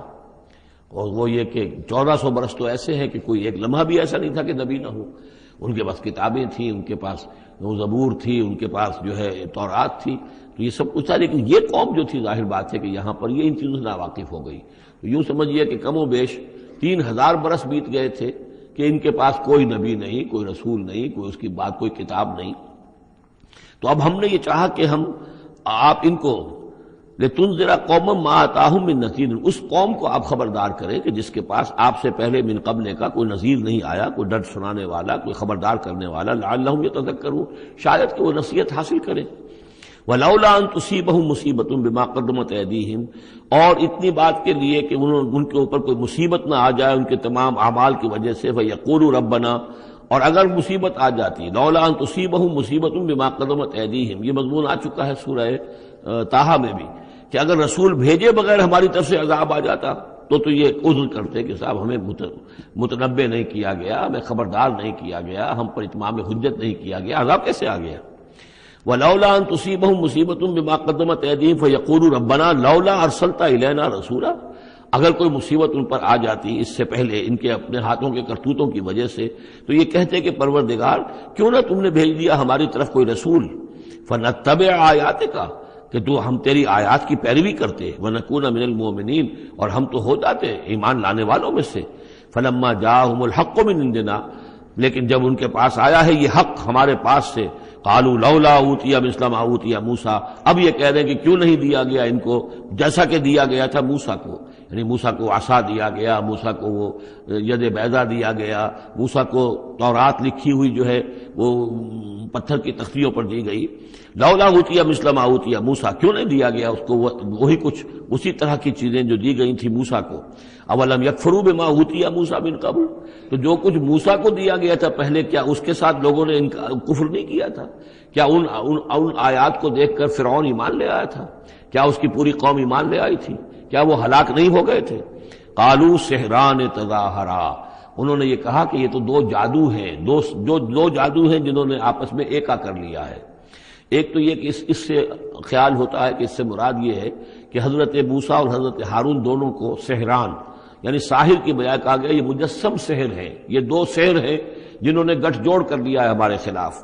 لیکن یہ کہ اصل میں دوسری رائے یہ ہے کہ یہ اصل میں اب قول ہے مکے والوں کا کہ وہ یہ کہہ رہے ہیں کہ یہ دو جادو ہیں. جادو کون سے ہیں؟ ایک یہ قرآن جو محمد ہمارے سامنے پیش کر رہے ہیں، اور ایک تورات کہ جو اس سے پہلے موجود ہے. یہ دو جادو ہیں اور ان کا آپس میں گٹھ جوڑ ہے، اور یہ لوگ ایک دوسرے کی تائید کر رہے ہیں. قرآن جو ہے تائید کر رہا ہے تورات کی، موسیٰ کی، اور وہ موسیٰ اور ان کی کتاب جو ہے اس میں نشانیاں ہیں اور پیشن گوئیاں ہیں قرآن کی اور محمد کی صلی اللہ علیہ وسلم. تو سحران تظاہرا وقالوا انا بکل کافرون، ان کا کہ ہم تو دونوں کے انکار کر رہے ہیں، ہم نہ تورات کو مانتے ہیں اور نہ قرآن کو مانتے ہیں. قل فاتوا بکتاب من اللہ هو اہدی منہما، اب یہاں وہ بات بالکل واضح ہو گئی، یہاں مراد دو کتابیں ہیں. تو اے نبی ان سے یہ کہیے اچھا پھر کوئی اور کتاب لاؤ جو اللہ کی طرف سے آئی ہو، جو ان دونوں سے زیادہ ہدایت دینے والی ہو. اگر تورات کو بھی تم نہیں مانتے، اگر تم قرآن کو بھی نہیں مانتے، تو لاؤ نہ کوئی اور کتاب کوئی اللہ نے نازل کی ہو جو ان دونوں سے اہدا ہو، زیادہ ہدایت والی ہو. اہدا منہما اتبع ہو، میں اس کی پیروی کروں گا ان کنتم صادقین، اگر تم سچے ہو۔ یعنی یہ بات نوٹ کر لیجئے، یہ ایسی ہے جیسے ایک جگہ آیا ہے قل ان کان للرحمن ولد فانا اول العابدین، آگے چل کر آ جائے گی یہ آیت کہ اگر رحمان کا واقعی کوئی بیٹا ہوتا تو سب سے پہلے میں پوجتا اس کو۔ جب میں رحمان کی بندگی کرتا ہوں، رحمان کی پرستش کرتا ہوں، رحمان کو پوجتا ہوں، تو اگر واقعی اس کا کوئی بیٹا ہوتا تو میں کیوں نہ پوجتا۔ اسی طریقے سے اگر کوئی اور کتاب ہوتی تورات اور قرآن سے بڑھ کر ہدایت دینے والی تو میں اس کی پیروی کروں گا۔ میرے اندر تو کوئی عصبیت نہیں ہے کہ کسی ایک ہی چیز کو لے کر میں بیٹھ رہا ہوں، جو بھی اللہ کی طرف سے ہدایت نامہ آئے۔ فَإِن لَّمْ يَسْتَجِيبُوا لَكَ، تو اے نبی اگر یہ لوگ پھر آپ کی بات کو قبول نہ کریں، آپ کی اس دلیل کو تسلیم نہ کریں، فَاعْلَمْ، تو جان لیجئے انما یتبعون اہواءہم، کہ یہ لوگ صرف پیروی کر رہے ہیں اپنی خواہشات کی۔ ومن اضل ممن اتبع ہواہ، اور اس شخص سے بڑھ کر گمراہ اور بھٹکا ہوا کون ہوگا جو اپنی خواہش نفس کی پیروی کر رہا ہو، بغیر ہدی من اللہ، بغیر اس کے کہ اس کے پاس اللہ کی طرف سے کوئی ہدایت نامہ ہو، اللہ کی طرف سے کوئی ہدایت اور رہنمائی ہو۔ ان اللہ لا یہدی القوم الظالمین، یقیناً اللہ تعالیٰ ایسے ظالم قوم کو ہدایت نہیں دیتا۔ وَلَقَدْ وَصَّلْنَا لَهُمُ الْقَوْلَ لَعَلَّهُمْ يَتَذَكَّرُونَ، اور ہم پے بپے بھیجتے رہے اپنے رسول، اور ان کے لیے ان کی دعوت آتی رہی تاکہ یہ نصیحت اخذ کریں۔ اور یہاں وصلنا سے مراد خاص طور پر سہران تظاہرہ بھی ہو سکتا ہے کہ یہ ایک سلسلہ ہے، سلسلۃ الذہب ہے، اس کے اندر وصل ہے، یہ جڑے ہوئے ہیں۔ یہ تورات اور زبور اور انجیل اور قرآن، یہ تو اصل میں ایک ہی سنہری زنجیر کی کڑیاں ہیں۔ وَلَقَدْ وَصَّلْنَا لَهُمُ الْقَوْلَ، ہم نے اپنی اس بات کو، اپنی ہدایت کو، اپنی وحی کو اس طریقے سے جوڑا ہے ایک زنجیر کی شکل میں تاکہ یہ لوگ اس سے نصیحت اخذ کریں۔ الذین آتیناہم الکتاب من قبلہ ہم بہ یؤمنون، اور جن لوگوں کو ہم نے اس سے پہلے قرآن سے پہلے کتاب دی تھی ان میں بھی وہ لوگ ہیں کہ جو اس پر ایمان رکھتے ہیں، جو دل سے مانتے ہیں کہ یہ اللہ کا کلام ہے۔ وَإِذَا يُتْلَىٰ عَلَيْهِمْ قَالُوا آمَنَّا بِهِ، اور جب انہیں یہ پڑھ کر سنایا جاتا ہے قرآن مجید، وہ کہتے ہیں ہم اس پر ایمان لائے۔ انہ الحق من ربنا، یقیناً یہ ہمارے رب کی طرف سے حق ہے۔ انا کنا من قبلہ مسلمین، ہم تو اس سے پہلے ہی اسلام لا چکے ہیں، یعنی ہم تو اس بات کو پہلے ہی تسلیم کر چکے ہیں۔ اولئک یؤتون اجرہم مرتین، یہ وہ لوگ ہیں جنہیں ان کا اجر دیا جائے گا دوہرا، دو مرتبہ، یعنی یہ کہ وہ سابقہ امت میں سے تھے، وہ بنی اسرائیل میں سے تھے یا نصارہ میں سے تھے، انجیل کو مانتے تھے، تورات کو مانتے تھے، اب انہوں نے قرآن کو بھی تسلیم کر لیا تو یہ گویا کہ انہیں دوہرا اجر ملے گا۔ اولئک یؤتون اجرہم، ان کو دیا جائے گا ان کا اجر مرتین بما صبروا، ان کے صبر کے نتیجے میں کے عوض ان کو دوہرا اجر ملے گا۔ ویدرؤون بالحسنۃ السیئۃ، اور ان کا طریقہ یہ ہے کہ وہ دفع کرتے ہیں اچھائی کے ذریعے سے برائی کو، مما رزقناہم ينفقون، اور جو کچھ ہم نے انہیں دیا اس میں سے خرچ کرتے ہیں۔ وَإِذَا سَمِعُوا اللَّغْوَ أَعْرَضُوا عَنْهُ وَقَالُوا لَنَا أَعْمَالُنَا وَلَكُمْ أَعْمَالُكُمْ، اور جب انہوں نے سنی لغو باتیں تو انہوں نے کہا، انہوں نے اعراض کیا اور کہا ہمارے لیے ہمارے اعمال ہیں اور تمہارے لیے تمہارے اعمال ہیں۔ اس کے پس منظر میں ایک واقعہ ہے، یہ آپ کو معلوم ہے کہ جو پہلی ہجرت ہوئی تھی تو وہ ابیسینیا کی طرف تھی، حبشہ کی طرف تھی، تو وہاں کچھ لوگ ایمان لے آئے تھے، اور کچھ عرصے کے بعد وہاں سے ایک وفد آیا ہے حضور صلی اللہ علیہ وسلم سے ملاقات کے لیے۔ ظاہر بات ہے جو ایمان لائے ہیں اب ان کے دل میں کتنی خواہش ہوگی کہ حضور سے ملنے کے لیے آئیں۔ وہ کون تھے؟ وہ نصارہ تھے، عیسائی تھے، جیسے نجاشی، حضرت نجاشی رحمۃ اللہ علیہ۔ ہم انہیں صحابی نہیں مان سکتے اس لیے کہ حضور سے ملاقات نہیں ہوئی، لیکن تابعی تو ماننا پڑے گا کہ حضور کے صحابہ کو انہوں نے دیکھا ہے۔ یہ جتنے بھی صحابہ گئے تھے مکے سے ہجرت کر کے تو ان کو چونکہ دیکھا، لہٰذا تابعی ہیں، ہم ان کے لیے رضی اللہ عنہ نہیں کہتے بلکہ ہم رحمۃ اللہ علیہ کہتے، تابعین میں سے۔ ان کی نماز جنازہ حضور نے غائبانہ نماز جنازہ صرف ایک ہے جو حضور نے پڑھائی ہے اور وہ حضرت نجاشی کی ہے۔ بہرحال وہاں سے جو پھر ایک وفد آیا تھا حضور سے ملاقات کے لیے، جب یہ لوگ آئے مکے میں تو مکے والوں نے ان کو استہزاء بھی کیا، مذاق بھی ہوا، دیکھو ان پاگلوں کو، بے وقوفوں کو، ان کے پاس کتاب بھی تھی، یہ تو ان سے بہتر تھے، اب یہ محمد پہ ایمان لے آئے ہیں، یہاں پر آئے ہیں، استہزاء بھی کر رہے تھے، تمسخر بھی کر رہے تھے۔ تو اس پر انہوں نے کہا کہ دیکھیے ہمارا آپ سے کوئی سروکار نہیں، آپ کے لیے آپ کے اعمال، ہمارے لیے ہمارے اعمال، ہم پہلے بھی حق پر تھے اور جب یہ نیا حق ہمارے سامنے آیا ہے دی قرآن، ہم اس پر بھی ایمان لے آئے ہیں۔ تو یہ ان کا معاملہ ہے۔ وَإِذَا سَمِعُوا اللَّغْوَ، جب انہوں نے وہ لغو باتیں سنی جو کہ مکے کے لوگ جو ہیں ان کے ساتھ کر رہے تھے، اعرضوا عنہ، تو انہوں نے اعراض کیا۔ اب ظاہر بات ہے کہ وہ آئے ہوئے تھے، مسافر تھے، وہاں پر خامخواہ جھگڑا کر لیں اس میں بھی وہ بات مناسب نہیں تھی۔ وقالوا لنا اعمالنا، انہوں نے کہا دیکھیے آپ ہم سے کاہے کو جھگڑتے ہیں، ہمارے لیے ہمارے اعمال ہیں، ولکم اعمالکم، اور آپ کے لیے آپ کے اعمال ہیں۔ سلام علیکم لا نبتغی الجاہلین، آپ کو سلام ہم کرتے ہیں اور ہم جاہلوں سے الجھنا نہیں چاہتے، ہم نہیں چاہتے کہ جاہلوں کے ساتھ ہم خام خواہ الجھیں۔ انک لا تہدی من احببت، اے نبی آپ ہدایت نہیں دے سکتے جس کو بھی آپ چاہیں، ولیکن اللہ یہدی من یشاء، بلکہ یہ اللہ ہی کا اختیار مطلق ہے، وہ ہدایت دیتا ہے جس کو چاہتا ہے، وہو اعلم بالمہتدین، اور یقیناً وہ خوب جانتا ہے کون ہے ہدایت پانے والے، کون ہے ہدایت کے طالب، جن کے دلوں میں طلب ہے، اللہ جانتا ہے، انہی کو وہ ہدایت دے گا۔ لہذا یہ کہ یہ آپ کے اختیار میں نہیں ہے، اور یہ آیت خاص طور پر ابو طالب کے لیے، جو سن 10 کے اندر انتقال ہوا ہے ابو طالب کا، اور یہ کہ اس وقت تک یہ ایمان نہیں لائے، اگرچہ حضور صلی اللہ علیہ وسلم نے بارہا چاہا کہ چچا جان آپ ایمان لے آئیے، آپ میرے کان میں ہی کلمہ پڑھ دیجیے اشہد ان لا الہ الا اللہ و اشہد ان محمد رسول اللہ، تاکہ میں اللہ کی گواہی دے سکوں، لیکن یہ کہ بہرحال وہ دنیا سے محروم گئے۔ لیکن یہ کہ میں ادب کے ساتھ ان کا نام اس لیے لے رہا ہوں کہ حضور پر یقیناً ان کا احسان ہے، اور حضور پر احسان ہے تو ہم سب پر احسان ہے، لہذا اس اعتبار سے نام جو ہے ان کا میں ادب ہی سے لے رہا ہوں۔ وقالوا ان نتبع الہدی معک، اور وہ یہ کہتے ہیں کہ اے محمد صلی اللہ علیہ وسلم اگر ہم آپ کے ساتھ ہدایت کی پیروی کریں، یعنی جو ہدایت آپ پیش کر رہے ہیں اگر ہم اسے قبول کر لیں، ہم ایمان لے آئیں، نتخطف من ارضنا، تو ہم اپنی زمین سے اچک لیے جائیں گے۔ یہ لفظ یہاں نوٹ کر لیجئے، یہ ایک دو مرتبہ اور بھی آئے گا، اور یہ لفظ ہم پڑھ چکے ہیں سورہ انفال میں، وَاذْكُرُوا إِذْ أَنْتُمْ قَلِيلٌ مُسْتَضْعَفُونَ فِي الْأَرْضِ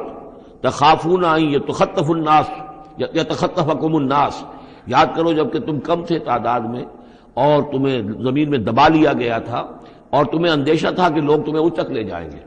تو یہ اچک لے جانا جو ہے یعنی کسی کو ختم کر دینا، کسی کے لیے بڑی تباہی کا سامان لے آنا۔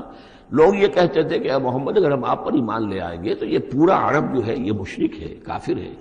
تو ہمیں تو یہ سب کے سب ختم کر دیں گے، نتخطف، ہم اچک لیے جائیں گے من ارضنا، اپنی زمین سے۔ لہذا آپ کی بات صحیح ہے، دل میں بھی ہمارے لگتی ہے، بات بھی ٹھیک ہے، لیکن یہ کہ پورے عرب کی دشمنی کیسے مول لے رہے ہیں، یہ پورے قریش کی دشمنی ہم کیسے مول لے رہے ہیں، ہمارے اندر ان کے مقابلے کی جرت نہیں ہے۔ تو جیسا کہ میں نے عرض کیا کہ کچھ لوگ تو ہوتے ہیں کہ ہر کے بعد آباد، وہ حق کے یعنی ساتھ ان کی وفاداری کا یہ عالم ہوتا ہے کہ جو ہو سو ہو وہ اس کے لیے تیار ہے، اپنی جانیں دینے کے لیے تیار ہے، لیکن سب لوگوں کا معاملہ یہ نہیں ہوتا۔ کچھ لوگ ہیں منتظر رہتے ہیں کہ ذرا کچھ لوگ آگے چلیں، کچھ نشانات راہ بن جائیں تو پھر ہم بھی چلیں گے۔ السابقون الاولون من المہاجرین والانصار والذین اتبعوہم باحسان، وہ ذرا پیچھے پیچھے آتے ہیں، وہ دوسرے درجے کے لوگ ہو گئے۔ کچھ اور لوگ ہوتے ہیں کہ جن میں اتنی بھی ہمت نہیں ہوتی، ان کا یہ قول آ رہا ہے، وقالوا ان نتبع الہدی معک، اور وہ کہتے ہیں کہ اے محمد اگر ہم آپ کی ہدایت کی پیروی کریں یا آپ کے ساتھ اس ہدایت کی پیروی کریں، نتخطف من ارضنا، ہم اچک لیے جائیں گے اپنی زمین سے، بے دخل کر دیے جائیں گے، نکال باہر کیے جائیں گے۔ اولم نمکن لہم حرما آمنا، اب اللہ تعالیٰ جواب دے رہے ہیں کیا ہم نے ان کو اس حرم کے اندر متمکن نہیں کیا ہے؟ اس حرم کو عمل کی جگہ کس نے بنایا ہے؟ ہم نے بنایا ہے۔ یجبا الیہ ثمرات کل شیء، اس حرم کی طرف، اس کعبے کی طرف، اس مکے کی طرف ہر چیز کے ثمرات کھینچے چلے آ رہے ہیں۔ یعنی حج کے لیے لوگ آتے ہیں تو پوری آج بھی آپ دیکھیے تو اس کا نقشہ، پوری دنیا کا پھل آپ کو مکے میں مل جائے گا، اس لیے کہ ہر گوشے سے بہترین جو ہے چیزیں آپ کو وہاں ملیں گی، اور یہ ہمیشہ سے تھا، اس لیے کہ حاجی لوگ آتے تھے، جہاں جہاں سے آتے تھے وہ وہاں کی چیزیں لے کر آتے تھے۔ تو ہم نے اس حرم کی سرزمین کو تمہارے لیے امن کی جگہ بنایا، تمہیں یہاں پر ہم نے جگہ دی، تمہیں ہم نے یہاں پر تمکن عطا کیا، اس کی طرف تمام چیزوں کے ثمرات اور پھل اور میوے جو ہیں وہ کھینچے چلے آ رہے ہیں۔ رزقا من لدنا، یہ خاص رزق ہے ہماری طرف سے، اس لیے کہ ہمارے بندے ابراہیم نے اس کی دعا کی تھی کہ پروردگار میں نے اپنی نسل کو یہاں آباد کیا ہے، ربنا انی اسکنت من ذریتی بواد غیر ذی زرع عند بیتک المحرم ربنا لیقیموا الصلاۃ فاجعل افئدۃ الناس تہوی الیہم وارزقہم من الثمرات۔ اب ان کو جو ہے میووں کی شکل میں رزق پہنچا تو ہم پہنچا رہے ہیں، ولکن اکثرہم لا یعلمون، لیکن ان کی اکثریت علم نہیں رکھتی۔ وکم اہلکنا من قریۃ بطرت معیشتہا، اور کتنی ہی بستیوں کو ہم نے ہلاک کیا ہے، کتنے ہی شہروں کو کہ جس کی معیشت جو ہے وہ بڑی اتراتی تھی اپنی معیشت پر، ہماری تجارت، ہمارا یہاں کا معاملہ، ہمارا یہاں کا معاشی نظام بڑا مستحکم ہے، ان کو اندر بڑی اس کے اندر جو ہے گھمنڈ پیدا ہو گیا تھا، لیکن یہ کہ پھر وہ بستیاں ہلاک ہو کر رہ گئیں۔ فَتِلْكَ مَسَاكِنُهُمْ لَمْ تُسْكَنْ مِنْ بَعْدِهِمْ إِلَّا قَلِيلًا، تو دیکھ لو اب ان کے مسکن، ان کے کھنڈرات موجود ہیں کہ ان کے بعد اس میں رہنے والے نہیں ہوئے ان میں رہنے والے اس کے بعد مگر بہت تھوڑے سے، وَكُنَّا نَحْنُ الْوَارِثِينَ، اور ہم ہی ہوئے وارث، پوری زمین کے وارث تو ہم ہی ہیں۔ وَمَا كَانَ رَبُّكَ مُهْلِكَ الْقُرَىٰ، یہ وہ بات اب دوبارہ آ گئی جو سورہ بنی اسرائیل میں آئی تھی، وَمَا كُنَّا مُعَذِّبِينَ حَتَّىٰ نَبْعَثَ رَسُولًا، ہم عذاب نہیں بھیجتے رہے ہیں جب تک کہ رسول کی بعثت نہ کر دیں، رسول آئے حق کا حق ہونا واضح کر دے، حق کو مبرہن کر دے، حجت قائم کر دے، پھر عذاب آتا تھا، اگر اس کے باوجود وہ قوم اپنے کفر پر اڑی رہتی تھی۔ وما کان ربک مہلک القری، اور نہیں ہے آپ کا پروردگار ایسا کہ وہ بستیوں کو غارت کر دے اور برباد کر دے، حتیٰ یبعث فی امہا رسولا، یہاں اب اس لفظ کا اضافہ ہو گیا، جب تک کہ ان بستیوں کی مرکزی بستی میں کسی رسول کو نہ بھیج دے۔ اس لیے کہ ظاہر بات ہے کہ ایک ایک گاؤں، ایک ایک بستی، ایک ایک شہر میں تو ممکن نہیں ہے، ہر ملک جو ہے اس کا ایک دائرہ ہوتا ہے، اور اس دائرے کے اندر جو ہے ایک شہر جو بڑا مرکزی اہمیت کا حامل ہوتا ہے، تو اس امہا جو اس کا مرکزی شہر ہو، اس کے اندر جب تک ہم رسول نہ بھیج دیں، اور رسول کیا کرتا تھا، یتلو علیہم آیاتنا، جو تلاوت کرتا تھا، سناتا تھا انہیں ہماری آیات، وما کنا مہلک القری الا واہلھا ظالمون، اور ہرگز ہم نہیں تھے بستیوں کو ہلاک کرنے والے مگر اس بنا پر کہ اس کے رہنے والے اس میں جو آباد تھے وہ ظالم تھے، گناہگار تھے، مشرک تھے اور کافر تھے۔ وما اوتیتم من شیء فمتاع الحیات الدنیا، تو جو بھی کچھ تمہیں دیا گیا ہے، جو بھی ساز و سامان تمہیں ملا ہے، جو بھی کچھ ملا ہے، وہ اس دنیا کی زندگی کا سامان ہے، برتنے کی چیزیں ہیں، وزینتھا، اور اس کی زینت ہے، یہ دنیا کی زندگی بھی عارضی ہے اور یہ سامان بھی عارضی ہے۔ وما عند اللہ خیر وابقیٰ، اور جان لو کہ جو اللہ کے پاس ہے وہ یقیناً بہت بہتر ہے اور باقی رہنے والا ہے، اس کو دوام ہے۔ افلا تعقلون، تو کیا تم عقل سے کام نہیں لیتے؟ افمن وعدناہ وعدا حسنا فہو لاقیہ، کیا بھلا وہ شخص جس سے کہ ہم نے اچھا وعدہ کیا ہے، جس سے کہ اس کی ملاقات ہوگی، اس کو اپنا وہ وعدہ مل جائے گا، اللہ نے جن جن چیزوں کا وعدہ کیا ہے اللہ تعالیٰ اس کو وہ چیزیں دے گا اور پہنچا دے گا۔ کمم متعناہ متاع الحیات الدنیا، کیا وہ اس جیسا ہو جائے گا جس سے ہم نے دنیا کی زندگی کا ساز و سامان دے دیا؟ ثم ہوا یوم القیامت من المحضرین، پھر وہ قیامت کے دن گرفتار ہو کر آ جائے۔ تو ایک وہ آدمی ہے کہ جو اللہ تعالیٰ کی رحمت کے سائے میں ہوں گے قیامت میں اور آخرت میں، اور ایک یہ ہے کہ دنیا میں تو کچھ مزے کر لیے ہیں، گلچھرے اڑا لیے ہیں، عیش کر لیے ہیں، کوئی وہ چلت پھرت ان کی ہو گئی ہے، ان کی شہرتیں بھی ہو گئیں اور ان کے پاس کچھ عارضی طور پر کچھ اختیارات بھی آ گئے، لیکن پھر قیامت کے دن جو ہے وہ گرفتار ہو کر لائے جائیں گے بیڑیاں پہنائے ہوئے۔ وَيَوْمَ يُنَادِيهِمْ فَيَقُولُ أَيْنَ شُرَكَائِيَ الَّذِينَ كُنتُمْ تَزْعُمُونَ، اور جس دن کہ اللہ انہیں پکارے گا اور کہے گا کہ کہاں ہیں میرے وہ شرکا جن کا کہ تمہیں زوم ہو گیا تھا، تمہیں گمان ہو گیا تھا، جن کے بارے میں تم سمجھتے تھے کہ وہ میرے شریک ہیں۔ قال الذین حق علیہم القول، تو وہ لوگ کہ جن کے جو عذاب کے قول کے مستحق ہو چکے، عذاب کے فیصلے کے مستحق ہو چکے، وہ کہیں گے ربنا ہؤلاء الذین اغوینا، کہیں گے یہ ہیں وہ لوگ جنہوں نے ہم کو بہکایا تھا۔ اب یہ ہو سکتے ہیں کہ وہ شیاطین جن بھی ہوں اور شیاطین انس بھی ہوں، طاغوت بھی ہوں، یہاں کے لیڈر بھی ہوں، غلط راستوں کی طرف لے کے جانے والے لوگ، ان سب کو کہیں گے ان لوگوں نے ہمیں بہکایا اور ہمیں غلط راستے پر ڈالا۔ اغویناہم کما غوینا، پھر وہ کہیں گے ہم نے انہیں گمراہ کیا جیسے ہم خود گمراہ تھے، یعنی ہم خود ہدایت پر ہوتے تو انہیں ہدایت دیتے۔ تبرأنا الیک، ہم اے اللہ تیری جناب میں تبرہ کر رہے ہیں ان سے، ہم برات ہیں، ما کانوا ایانا یعبدون، یہ ہمیں نہیں پوجتے تھے، یہ کچھ جو بھی کہہ رہے ہیں ہمیں کچھ معلوم بھی نہیں تھا کہ یہ اس طریقے سے، البتہ یہ کہ ان میں سے وہ بھی ہوں گے جو کہیں گے کہ ہم خود گمراہی میں تھے اس لیے ہم نے گمراہ کیا۔ تو یہ گویا کہ گڈمڈ ہے، شیاطین جن بھی ہوں گے جن کی طرف اشارہ کر کے کچھ لوگ انہوں نے ہمیں برباد کیا، ان کا جواب تو یہ ہوگا کہ اگر ہم ہدایت پر ہوتے تو تمہیں ہدایت دیتے۔ لیکن کچھ وہ بھی ہوں گے جو اللہ کے نیک بندے تھے اور جنہیں معبود بنا لیا گیا، جنہیں پوجا جا رہا ہے، وہ کہیں گے تبرأنا الیک، اے اللہ ہم اعلان برات کرتے ہیں تیری جناب میں، ما کانوا ایانا یعبدون، یہ ہرگز ہماری بندگی کرنے والے نہیں تھے۔ وقیل ادعوا شرکاءکم فدعوہم، پھر کہا جائے گا ان سے پکارو اپنے شریکوں کو، پھر وہ پکاریں گے، فلم یستجیبوا لہم، تو وہ ان کو جواب نہیں دیں گے، ان کی طرف سے کوئی ان کو جواب نہیں ملے گا۔ ورأوا العذاب، اور پھر وہ دیکھیں گے عذاب کو، لو انہم کانوا یہتدون، کاش کہ کسی طریقے سے وہ ہدایت پائے ہوئے ہوتے۔ وَيَوْمَ يُنَادِيهِمْ فَيَقُولُ مَاذَا أَجَبْتُمُ الْمُرْسَلِينَ، اور جبکہ اللہ انہیں پکارے گا اور پوچھے گا تم نے ہمارے رسولوں کو کیا جواب دیا تھا، ماذا اجبتم المرسلین فعمیت علیہم الانباء، پھر ان پر اندھے ہو جائیں گے، اس وقت باتیں اب نہیں کر سکیں گے، کوئی بات نہیں کہہ سکیں گے. یومئذ فہم لا یتساءلون، اور پھر وہ آپس میں پوچھیں گے بھی نہیں. حق واضح ہو جائے گا، جواب کیا دیں گے؟ رسولوں کی بات نہیں مانی تھی، رسولوں کا استہزاء کیا تھا، تمسخر کیا تھا، تو اب اس کا جواب کیا دیں؟ فَأَمَّا مَن تَابَ وَآمَنَ وَعَمِلَ صَالِحًا، تو جو ایمان لایا اور جس نے توبہ کی اپنے شرک سے اور کفر سے، من تاب و آمن، اور جو ایمان لایا، وعمل صالحا، اور جس نے نیک اعمال کیے، فعسى ان یکون من المفلحین، تو اس کی امید ہے کہ وہ فلاح پانے والوں میں سے ہوگا. وربک یخلق ما یشاء ویختار، اور آپ کا پروردگار جو چاہتا ہے پیدا کرتا ہے، اور جس چیز کو چاہتا ہے اختیار کر لیتا ہے. مخلوق ساری اسی کی ہے، اس مخلوق میں سے جس کو چاہا اس نے چن لیا اور رسول بنا لیا. اللہ یصطفی من الملائکۃ رسلا ومن الناس، اللہ چن لیتا ہے فرشتوں میں سے بھی اپنے پیغامبر اور ایلچی، اور انسانوں میں سے بھی. ان اللہ اصطفیٰ آدم و نوحا وآل ابراہیم وآل عمران علی العالمین، وہ جس کو چاہتا ہے قبول کرتا ہے، اختیار کر لیتا ہے. وربک یخلق ما یشاء ویختار ما کان لهم الخیرہ، ان کے ہاتھ میں کوئی اختیار نہیں ہے، ان کے پاس کوئی آپشن نہیں ہے. سبحان اللہ وتعالی عما یشرکون، یہ تو اللہ تعالیٰ ہی ہے جو جس کی ذات بلند و بالا ہے، اور یہ تمام شرک جو یہ کر رہے ہیں ان تمام اوہام سے اور ان کے من گھڑت عقیدوں سے، وہ وراء الورا ہے، وراء الورا ہے، منزہ ہے، اعلیٰ ہے، عرفہ ہے. وَرَبُّكَ يَعْلَمُ مَا تُكِنُّ صُدُورُهُمْ وَمَا يُعْلِنُونَ، اور آپ کا رب خوب جانتا ہے جو کچھ کہ ان کے سینے چھپائے ہوئے ہیں اپنے اندر، جو بھی ان کے اندر ہے. یعنی اندر تو ان کے گواہی موجود ہے کہ یہ قرآن حق ہے، محمد حق ہے، یہ بات جو آ رہی ہے صحیح ہے، دل گواہی دے رہا ہے، لیکن اپنی ضد اور ہٹ درمی کی وجہ سے اسے چھپائے ہوئے ہیں. اپنے اس ایمان کو تو انہوں نے چھپا کر رکھا ہوا ہے، اور ظاہر کر رہے ہیں، اعتراضات کر رہے ہیں، یہ کر رہے ہیں کیوں نہیں دیا گیا ویسا ہی جیسا کہ موسیٰ کو دیا گیا تھا، کیوں نہیں کوئی نشانی ان کو دی جاتی.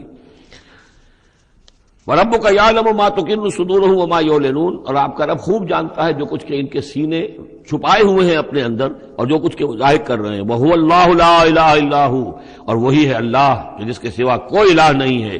لَهُ الْحَمْدُ فِي الْأُولَىٰ وَالْآخِرَةِ، اسی کے لیے حمد ہے، تعریف ہے، دنیا میں بھی آخرہ میں بھی. یہاں آخرت کے مقابلے میں اولا، پہلی زندگی ہماری یہ زندگی دنیا کی ہے، آخرہ وہ ہماری پچھلی زندگی ہے. لہ الحمد فی الاولی والآخرہ، اسی کے لیے حمد ہے، تعریف ہے، ثنا ہے، دنیا میں بھی اور آخرت میں بھی. وَلَهُ الْحُکْمُ، اسی کے لیے حکم ہے، حاکمیت اسی کی ہے، حکم دینے کا اختیار اسی کو حاصل ہے، حلال اور حرام کا اسی کے پاس اختیار ہے کہ جس شخص کو چاہے وہ حلال قرار دے اور جس شے کو چاہے حرام قرار دے. وَإِلَيْهِ تُرْجَعُونَ، اور اسی کی طرف تمہیں لوٹ کر جانا ہے. قُلْ أَرَأَيْتُمْ إِنْ جَعَلَ اللَّهُ عَلَيْكُمُ اللَّيْلَ سَرْمَدًا، کہیے ان سے کہ ذرا سوچا تم نے کبھی اگر اللہ تعالیٰ تم پر رات کر دے ہمیشہ کے لیے، رات ہی رات رہے، الی یوم القیامہ، قیامت کے دن تک. من الہ غیر اللہ یاتیکم بضیاء، کون ہے وہ الہ، کون سا معبود ہے اللہ کے سوا جو تمہارے لیے روشنی لے آئے گا، کہاں سے لے آئے گا؟ افلا تسمعون، تو کیا تم سنتے نہیں ہو؟ قل ارأیتم ان جعل اللہ علیکم النہار سرمدا، کیا تم نے کبھی غور کیا اگر اللہ تعالیٰ تم پر دن کو ہی ہمیشہ ہمیش کے لیے دن ہی کو قائم کر دے، پوری قیامت کے دن تک دن ہی رہے، رات نہ آئے. من الہ غیر اللہ یاتیکم بلیل تسکنون فیہ، کون سا وہ الہ ہے اللہ کے سوا کہ جو تمہارے لیے رات لے آئے گا جس میں کہ تم سکون حاصل کر سکو. یہ دن جو ہے اگر مسلسل ہو تو واقعہ ہے کہ زندہ رہنا ممکن نہ رہے. افلا تبصرون، تو کیا تم دیکھتے نہیں ہو؟ ومن رحمتہ جعل لکم اللیل والنہار، یہ اس کی رحمت میں سے ہے، اس کی رحمت کے آثار میں سے ہے، اس کی رحمت کے مظاہر میں سے ہے کہ اس نے تمہارے لیے رات اور دن کو بنا دیا ہے. لتسکنوا فیہ، تاکہ رات میں تو تم سکون حاصل کرو، وَلِتَبْتَغُوا مِنْ فَضْلِهِ، اور دن میں تم اس کا فضل تلاش کرو، وَلَعَلَّكُمْ تَشْكُرُونَ، اور تاکہ تم شکر کرو. وَيَوْمَ يُنَادِيهِمْ فَيَقُولُ أَيْنَ شُرَكَائِيَ الَّذِينَ كُنتُمْ تَزْعُمُونَ، اور پھر دوبارہ کہا جس دن کہ وہ انہیں پکارے گا اور کہے گا کہ کہاں ہیں میرے وہ شریک جن کو کہ تم سمجھتے تھے کہ میرے شریک ہیں. وَنَزَعْنَا مِنْ كُلِّ أُمَّةٍ شَهِيدًا، اور ہم ہر امت میں سے ایک گواہ کو نکال کر کھڑا کریں گے. وہی مضمون جو کئی دفعہ آ چکا ہے، سورہ نحل میں آیا 2 دفعہ، سورہ نساء میں سب سے زیادہ شاندار الفاظ میں وَكَيْفَ إِذَا جِئْنَا مِنْ كُلِّ أُمَّةٍ بِشَهِيدٍ وَجِئْنَا بِكَ عَلَىٰ هَٰؤُلَاءِ شَهِيدًا، ہر امت میں جو بھی رسول آیا تھا اس کو پہلے کھڑا کریں گے نکال کر، چونکہ وہ پروزیکیوشن وٹنس ہوگا، وہ ہوگا جو پروزیکیوٹ کرے گا اللہ کی عدالت میں. پہلے یہ وہ ٹیسٹیفائی کرے گا اللہ تیری ہدایت جو آئی تھی میں نے پہنچا دی تھی. وَنَزَعْنَا مِنْ كُلِّ أُمَّةٍ شَهِيدًا فَقُلْنَا هَاتُوا بُرْهَانَكُمْ فَعَلِمُوا أَنَّ الْحَقَّ لِلَّهِ وَضَلَّ عَنْهُمْ مَا كَانُوا يَفْتَرُونَ. اس وقت کہا جائے گا اب لاؤ تمہاری دلیل کیا ہے، تمہارا عذر کیا ہے، تمہارا کیس کیا ہے؟ رسول نے تو بتایا کہ انہوں نے پہنچا دیا تھا، پھر اب تم بتاؤ تمہارا ماجرا کیا ہے، فما خطبکم، اب تمہارا معاملہ کیا ہے؟ فعلموا ان الحق للہ، وہ جان لیں گے کہ حق تو اب اللہ ہی کی طرف ہے، یعنی فیصلہ جو ہے اللہ ہی کے ہاتھ میں ہے اور وہی حق ہے۔ گویا کہ ہمارے اوپر ہم مستحق ہو چکے ہیں اللہ کے عذاب کے، ہم پر اللہ کی طرف سے گویا کہ اتمام ہو چکا ہے۔ وَضَلَّ عَنْهُمْ مَا كَانُوا يَفْتَرُونَ، اور گم ہو جائے گا ان سے وہ جو افتراء انہوں نے کیا تھا، جو انہوں نے گھڑ لیے تھے خیالات، جن کو سمجھتے تھے کہ یہ ہمارے معبود جو ہیں اللہ تعالیٰ کے ہاں ہمیں بچا لیں گے، وہ سب کے سب گم ہو جائیں گے۔ جب آنکھ کھلی گل کی تو موسم تھا خزاں کا، سب کے سب جو ہیں وہ ان کے ہاتھوں کے طوطے اڑ جائیں گے۔ بارک اللہ لی ولکم فی القرآن العظیم ونفعنی وإیاکم بالآیات والذکر۔ الحمدللہ وکفی والصلاۃ والسلام علی عبادہ الذین اصطفیٰ، خصوصاً علی افضلہم وخاتم النبیین محمد الامین وعلی آلہ وصحبہ اجمعین۔ اما بعد فقد قال اللہ تبارک وتعالی کما ورد فی سورۃ القصص، اعوذ باللہ من الشیطان الرجیم، بسم اللہ الرحمن الرحیم۔ ان قارون کان من قوم موسیٰ فبغى علیہم وآتیناہ من الکنوز ما ان مفاتحہ لتنوء بعصبۃ أولی القوة اذ قال له قومه لا تفرح ان اللہ لا يحب الفرحین وابتغ فيما آتاك الله الدار الآخرة ولا تنس نصيبك من الدنيا وأحسن كما أحسن الله إليك ولا تبغ الفساد في الأرض إن الله لا يحب المفسدين۔ صدق اللہ العظیم۔ اس سے پہلے کہ ہم سورہ قصص کے جو بقیہ دو رکوع رہ گئے ہیں ان کا ترجمہ کریں، ایک بات کی وضاحت ضروری ہے۔ میں نے کل عرض کیا تھا کہ حضرت موسیٰ علیہ السلام اور مدین کے اس بزرگ کے درمیان جو معاملہ ہوا تھا کہ انہوں نے اپنی بیٹی کے نکاح کے عوض حضرت موسیٰ سے یہ چاہا کہ وہ 8 سال تک ان کی خدمت کریں، تو اس کے ساتھ ہی میں نے یہ کہہ دیا تھا کہ ہمارے ہاں بھی پختونوں میں، پٹھانوں میں یہ رواج ہے کہ وہ بیٹی جب دیتے ہیں تو کچھ رقم لیتے ہیں، اور وہ جو مہر جو ہے وہ بیٹی کے حق کو نہیں بلکہ خود وہ والدین رکھ لیتے ہیں، والد رکھ لیتا ہے۔ تو ہمارے ایک ساتھی نے اس کی طرف توجہ دلائی ہے کہ یہ بات آپ کے علم میں ہونی چاہیے کہ یہ حال سارے پٹھانوں کا نہیں ہے، بلکہ باجوڑ ایجنسی یا پھر افغانستان کے کچھ لوگ جن کو ہماری اکثریت جو ہے بہت بری نظر سے دیکھتی ہے، بلکہ اکثر وہ آپس میں ایک دوسرے کے ساتھ رشتہ کرنے پر مجبور ہوتے ہیں، یعنی تبادلہ، جس سے کہ حدیث میں روکا گیا ہے۔ یہ واقعہ ہے کہ یہ چیزیں جو ہے میں سمجھتا ہوں کہ اس میں یہ وضاحت ہو گئی ہے تو اچھا ہے کہ اس سب کا معاملہ نہیں ہے۔ ویسے اس کو اصولاً یہ سمجھ لیجئے کہ یہ معاملہ اصل میں کچھ تمدن کی سطح سے متعلق ہے اور کچھ معاشی جو نظام ہوتا ہے کسی معاشرے میں قائم اس سے متعلق ہے۔ آپ کو معلوم ہے کہ ڈیمانڈ اینڈ سپلائی کا معاملہ جو ہے معاش کے میدان میں بڑی بنیادی اہمیت کا حامل ہے۔ اگر کسی کوموڈٹی کی، کسی جنس کی ڈیمانڈ زیادہ ہو، سپلائی کم ہو، قیمت بڑھ جائے گی، اور سپلائی زیادہ ہے، ڈیمانڈ کم ہے، قیمت گھٹ جائے گی۔ تو اکثر و بیشتر یہ ہوتا ہے کہ جو معاشرے ابھی تمدنی اعتبار سے ذرا پسماندہ ہوتے ہیں، دنیا انہیں سمجھتی ہے غیر مہذب، لیکن وہ زیادہ مہذب ہوتے ہیں مہذب لوگوں کے مقابلے میں۔ ان کے ہاں انسانی کردار زیادہ ہوتا ہے، سچ بولنے کا معاملہ، ایفاء عہد کا معاملہ، زبان دے دی ہے تو اب پیچھے نہیں ہٹنا ہے، اور یہ کہ مہمان آیا ہے تو چاہے خود بھوکے رہ لینا ہے، اس کو کھلانا ہے۔ یہ جو ابھی جو لوگ مہذب نہیں ہوئے ہوتے، اس معنی میں میں کہہ رہا ہوں جس معنی میں کہ آج کل یہ لفظ استعمال ہوتا ہے، جو ابھی گویا کہ تمدنی ارتقاء کے نچلے مراحل میں ہوتے ہیں، ان میں یہ چیزیں آپ کو زیادہ ملیں گی۔ اور دوسری بات یہ ملے گی کہ ان میں مردوں کی تعداد زیادہ ہوتی ہے، عورتوں کی تعداد بہت کم ہوتی ہے۔ اب ظاہر بات ہے جب عورتوں کی تعداد کم ہوتی ہے تو اب ان کے لیے معاملہ وہی بن جاتا ہے کہ رشتوں کا، جیسا کہ پھر جب کسی ملک، کسی معاشرے میں جب تہذیب آ جاتی ہے، جس کو ہم جدید معنی میں تہذیب کہتے ہیں، شہریت آ گئی، شہروں میں رہنے لگے، وہ تہذیب، تعلیم بڑھ گئی، اب آپ دیکھیں گے کہ مرد بالعموم ویسے بھی کمزور ہو جاتے ہیں، ان کے قوا اس طرح کے تو نہیں رہتے جیسے کہ اس معاشرے میں ہوتے ہیں جو ابھی قبائلی دور میں ہے، یا کہیں کسی پہاڑی علاقے میں رہ رہے ہیں یا صحرائی علاقے میں رہ رہے ہیں۔ اور یہ کہ مردوں کی تعداد پھر کم ہوتی جاتی ہے، عورتوں کی بڑھ جاتی ہے۔ جس معاشرے میں عورتوں کی تعداد بڑھ جاتی ہے اس میں پھر جو لڑکیوں کے والدین ہیں انہیں لڑکے خریدنے پڑتے ہیں۔ یہ جو آپ کو معلوم ہے کہ اتنے اگر تم دو گے، جہیز دو گے تب ہم تمہاری لڑکی سے شادی کریں گے، موٹر کار دو، کوٹھی دو، فلاں دو، یہ دو، کہیں باہر بھجوا دو۔ یہ کیا ہے؟ اسی لیے ہے کہ جہاں لڑکیاں زیادہ ہو گئیں تو لڑکیوں کے والدین کو اپنی بچیوں کے لیے رشتے خریدنے پڑتے ہیں، اور جہاں پر اس طریقے سے اس کے برعکس ہو، لڑکیاں کم ہوں اور لڑکے زیادہ ہوں، وہاں ظاہر بات ہے کہ لڑکی کی قیمت خود بخود ہو جائے گی۔ تو یہ گویا کہ پسماندہ معاشرے کا معاملہ ہے۔ باقی اسلام نے جو شکل کی، اللہ کرے کہ ہم سب مسلمان اسی کو صحیح طور پر اختیار کر لیں۔ باقی جو ہمارے اس رفیق نے یہ وضاحت کی ہے وہ میں نے آپ کو سنا دی ہے۔ اب آگے چلیے، سورہ قصص کے آخری یہ 2 رکوع ہیں جن میں سے پہلے رکوع میں ایک کردار کا ذکر ہو رہا ہے، قارون، اور میں آپ کو بتا چکا ہوں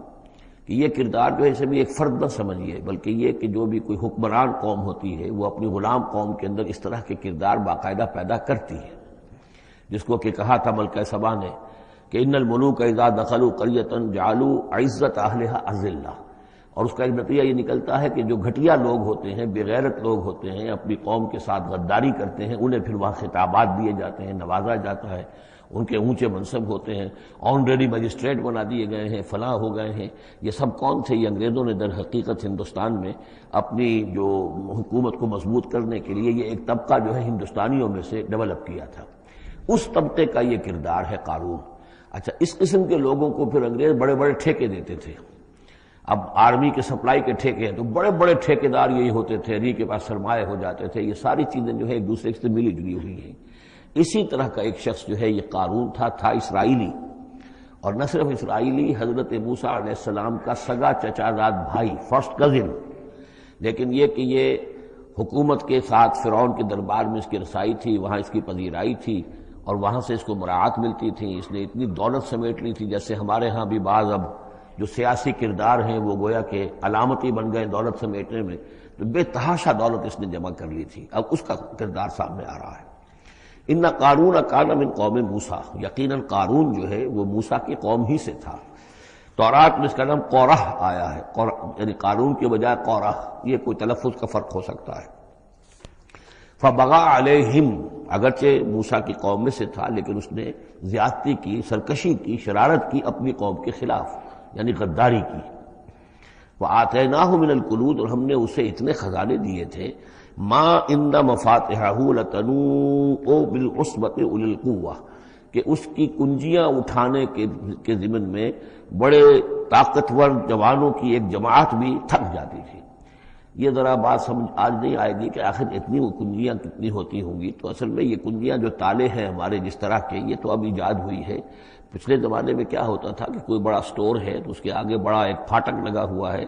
اور اس پھاٹک کے ساتھ جو دروازے کو بند کرنے کے لیے بڑی لمبی لکڑیاں لگائی جاتی تھیں، تو اس طریقے سے وہ جو اڑنگے لگائے جاتے تھے اسی سے وہ پھر دروازے جو ہے بند ہوتے تھے۔ تو اس طرح کی کوئی شے ہوگی، ورنہ جس طرح کے تالے اب ہمارے ہاں ہوتے ہیں اس طرح کے تالے تو اتنے نہیں ہو سکتے کسی بھی معاملے کے۔ لیکن یہ کہ اس کو اگر ذہن میں رکھیں تو بہرحال اس سے جو مراد ہے وہ یہ کہ دولت بے انتہا اس کے پاس جمع تھی۔ اذ قال له قومه، جبکہ اس سے کہا اس کی قوم نے، لوگوں نے کہا، کچھ بھلے لوگ بھی ہوں گے، جیسے ہم مکالمہ سورہ کہف میں پڑھائے ہیں، 2 آدمیوں کا مکالمہ تھا، ایک وہ درویش تھا اور وہ عارف باللہ تھا، اللہ پر ایمان رکھنے والا تھا، اور ایک وہ تھا کہ جو دولت میں مست ہو گیا تھا، مال مست تھا۔ تو وہاں کچھ لوگوں نے جو اچھے لوگ ہوں گے ان سے کہا، اس سے قارون سے، لا تفرح ان اللہ لا يحب الفرحین۔ یہ ذرا یہاں پر 4 چیزیں 5 چیزیں جو آ رہی ہیں گنتے جائیے کہ ایسے لوگ جن کے پاس بہت سی دولت جمع ہو گئی ہو ان کو ان 4-5 چیزوں کو پیش نظر رکھنا چاہیے۔ سب سے پہلے یہ کہ لا تفرح ان اللہ لا يحب الفرح، اس پر اتراؤ نہیں، اتراؤ مت، اللہ تعالیٰ کو اترانے والے پسند نہیں۔ نمبر 2، وابتغ فیما آتاک اللہ الدار الآخرہ، جو کچھ اللہ نے تمہیں دولت دی ہے تو اس سے دار الآخرہ حاصل کرنے کی کوشش کرو، اللہ کے لیے خرچ کرو تاکہ آخرت میں تمہیں اس کا اجر و ثواب ملے، تو تم گویا کہ آخرت کو خریدو گے اپنی اس دولت کے عوض۔ ان اللہ اشتری من المؤمنین انفسهم واموالهم بان لهم الجنہ۔ نمبر 3 ولا تنس نصیبک من الدنیا، معلوم ہوتا کہ بخیل بھی بہت تھا کہ وہ اپنے اوپر بھی کچھ خرچ نہیں کرتا تھا، جمع کرنے ہی کے اس کو فکر دامنگیر رہتی تھی. اور مت بھولو خود اپنا حصہ بھی دنیا میں سے، جیسے کہ ہم نے سورہ اعراف میں پڑھا تھا کہ قل من حرم زینۃ اللہ التی اخرج لعبادہ والطیبات من الرزق، اگر اللہ نے کسی کو کچھ دیا ہے تو پھر وہ اچھا کھائے اچھا پہنے، اس میں کس نے حرام کیا ہے؟ کوئی رہبانیت کا انداز تو نہیں ہے. اور یہ بھی ہم پڑھ چکے ہیں سورہ الفرقان میں کہ وہ اللہ کے جو نیک بندے ہیں عباد الرحمن، ان کے اوصاف میں سے ہے والذین اذا انفقوا لم یسرفوا ولم یقتروا، وہ لوگ کہ جو خرچ کرتے ہیں تو نہ تو اسراف کرتے ہیں لیکن اس کے ساتھ ہی بخل سے بھی کام نہیں لیتے. تو یہ بخیلی مت کرو، اور اس جو دولت تمہیں اللہ نے دی ہے اس سے کم اپنی ذات پر بھی خرچ کرو، اچھا کھاؤ اچھا پہنو. چوتھی چیز وَأَحْسِنْ كَمَا أَحْسَنَ اللَّهُ إِلَيْكَ، اور لوگوں پر احسان کرو، لوگوں کے ساتھ بھلائی کرو جیسے اللہ نے تمہارے ساتھ بھلائی کی ہے. اللہ نے تمہیں دولت دی ہے تو جو بھی تمہاری قوم کے یا اور دوسرے لوگ بھی ہوں، اس میں تو کوئی علیحدہ تخصیص نہیں ہے، غریبوں کا، محتاجوں کا، مسکینوں کا، ان کا جو حق ہے وفی اموالہم حق معلوم للسائل والمحروم، تو اس میں سے یہ ہے کہ اللہ نے تم پر احسان کیا ہے، یہ دولت دی ہے تو تم لوگوں کے ساتھ احسان کرو. اور پانچویں بات ولا تبغی الفساد فی الارض، زمین میں فساد مت بچاؤ. اب یہ کیا مراد ہے؟ فساد کون سا مچا رہا تھا؟ وہ نبی تھے اس وقت کے حضرت موسیٰ علیہ السلام. حضرت موسیٰ علیہ السلام اپنے کار نبوت و فرائض رسالت کی ادائیگی میں پوری طریقے سے لگے ہوئے ہیں، اور کچھ لوگ ان کے ساتھ دے رہے ہیں، ان کا ہاتھ بٹا رہے ہیں. اب کچھ لوگ اس کام میں جب اڑنگا ڈالیں گے تو گویا کہ یہ فساد فی الارض ہے. اللہ تعالیٰ جو خیر چاہتا ہے موسیٰ کے ذریعے سے وجود میں آئے، اب اگر آپ موسیٰ کی مخالفت کریں گے، اس کی اسکیموں کو ناکام کرنے کی کوشش کریں گے، یہ وہی بات ہے جو منافقین کے بارے میں سورہ بقرہ کے دوسرے رکوع میں آ چکی ہے. وَإِذَا قِيلَ لَهُمْ لَا تُفْسِدُوا فِي الْأَرْضِ قَالُوا إِنَّمَا نَحْنُ مُصْلِحُونَ أَلَا إِنَّهُمْ هُمُ الْمُفْسِدُونَ وَلَٰكِن لَا يَشْعُرُونَ. جب ان سے کہا جاتا ہے کہ تم زمین میں فساد یہی تھا کہ ایک جماعت ہے، ایک تحریک ہے، اس کا ایک نظم ہے، اس نظم کے خلاف تم ریشہ دوانیاں کر رہے ہو، اور اگر اس کی اسکیموں کو فیل کرنے کی کوشش کر رہے ہو تو گویا کہ جو اصلاحی عمل ہے، جو انقلاب برپا کرنے کے لیے جد و جہد ہو رہی ہے، اس کو نقصان پہنچا رہے ہو. ان اللہ لا يحب المفسدین، اللہ کو ایسے مفسد پسند نہیں ہے. تو یہ 5 چیزیں گن لیجئے. نمبر 1 لا تفرح ان اللہ لا يحب الفرحین. نمبر 2 وابتغ فیما آتاک اللہ الدار الآخرہ،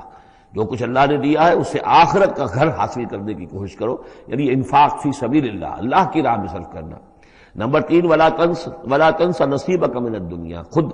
دنیا سے بھی تم بھی اپنا حصہ حاصل کرو، اچھا کھاؤ اچھا پہنو. وَأَحْسِنْ كَمَا أَحْسَنَ اللَّهُ إِلَيْكَ، اور خلق خدا پر بھی احسان کرو جیسے کہ اللہ نے تم پر احسان کیا ہے. اور نمبر 5 ولا تبغی الفساد فی الارض، دین کے لیے، اللہ کی توحید کے لیے، اللہ کے دین کے لیے جو جد و جہد ہو رہی ہے اس کو تقویت پہنچاؤ، نہ یہ کہ اس کے اندر تم خلل پیدا کرنے کی کوشش کر رہے ہو. اعلیٰ انما اوتیتہ علی علم عندی، اس نے کہا کہ یہ دولت جو ہے تم سمجھتے ہو مجھے اللہ نے دی ہے، یہ تو مجھے دی گئی ہے میرے علم کی بنیاد پر. میرے اندر علم ہے، فہم ہے، سمجھ ہے، میری پلاننگ ہے، اس کے نتیجے میں نے دولت کمائی ہے.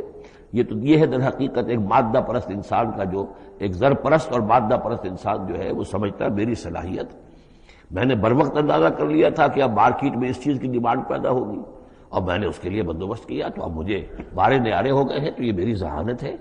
میں نے اندازہ کر لیا کہ اب یہ جو ہے اتار چڑھاؤ جو ہے بازار میں آنے والا ہے، اسی کے حساب سے میں نے کچھ خرید و فروخت کی ہے تو مجھے دولت مل گئی ہے.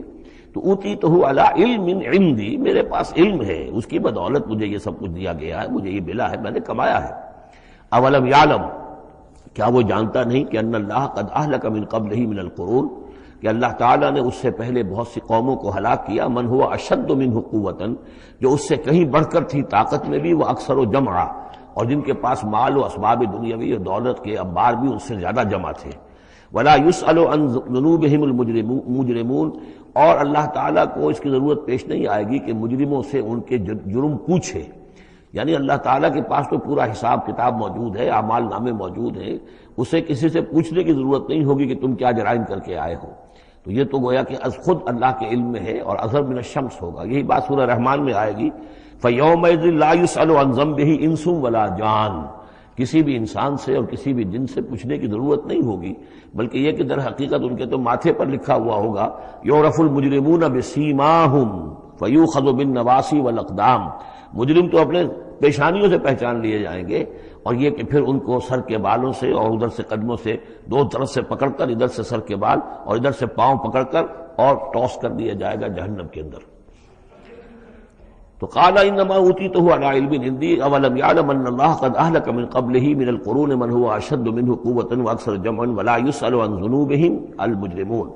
فخرج علی قومہ فی زینتہ۔ اب ایک دن ایسا ہوا کہ وہ نکلا اپنے پورے ٹھاٹھ باٹھ کا اظہار کرتے ہوئے، خدم و حشم کو لیے ہوئے، بیش قیمت کپڑے اور خلعتیں پہنی ہوئی، اور سواری کے اوپر اپنی دولت کا بھی مظاہرہ کرتے ہوئے۔ قال الذین یریدون الحیاۃ الدنیا، تو اب جو اس معاشرے میں وہ لوگ تھے کہ جن کی نگاہوں میں خود ان کی اپنی نگاہوں میں بھی دنیا کی زندگی کھبی ہوئی تھی، اور جو چاہتے تھے، طالب تھے دنیا ہی کے، یا لیت لنا مثل اوتی قارون، وہ انہوں نے کہا کاش کہ ہمیں بھی یہ ساری چیزیں ملیں جو قارون کو ملی ہیں، جو کچھ دیا گیا ہے، اسے جو دولت دی گئی ہے، اس کے پاس جو ثروت ہے، اور اس کو جو اللہ تعالیٰ نے اس کے اوپر نعمتوں کی بارش کی ہے، کاش ہم پر بھی ہو۔ انہ لذو حظ عظیم، یہ تو بہت ہی نصیب والا ہے، بہت خوش قسمت انسان ہے یہ قارون، کتنا اس کی جو ہے سمجھیے کہ خوش بخت انسان ہے کہ اس پر اللہ کی اتنی نظر کرم ہے اور اتنی دولت اس نے کمائی ہے۔ ظاہر بات ہے کہ دولت مندوں کی دولت نظر آتی ہے، یہ لوگوں کو پتہ نہیں ہوتا یہ کمایا انہوں نے کس طور سے ہے۔ وقال الذین اوتوا العلم، اور کہا ان لوگوں نے کہ جنہیں علم دیا گیا تھا، جو صاحب علم و فہم تھے، جنہیں معلوم تھا اصل حقیقت، فرمایا انہوں نے کہا ویلکم، تمہارے لیے خرابی ہے، ثواب اللہ خیر لمن آمن وعمل صالحا،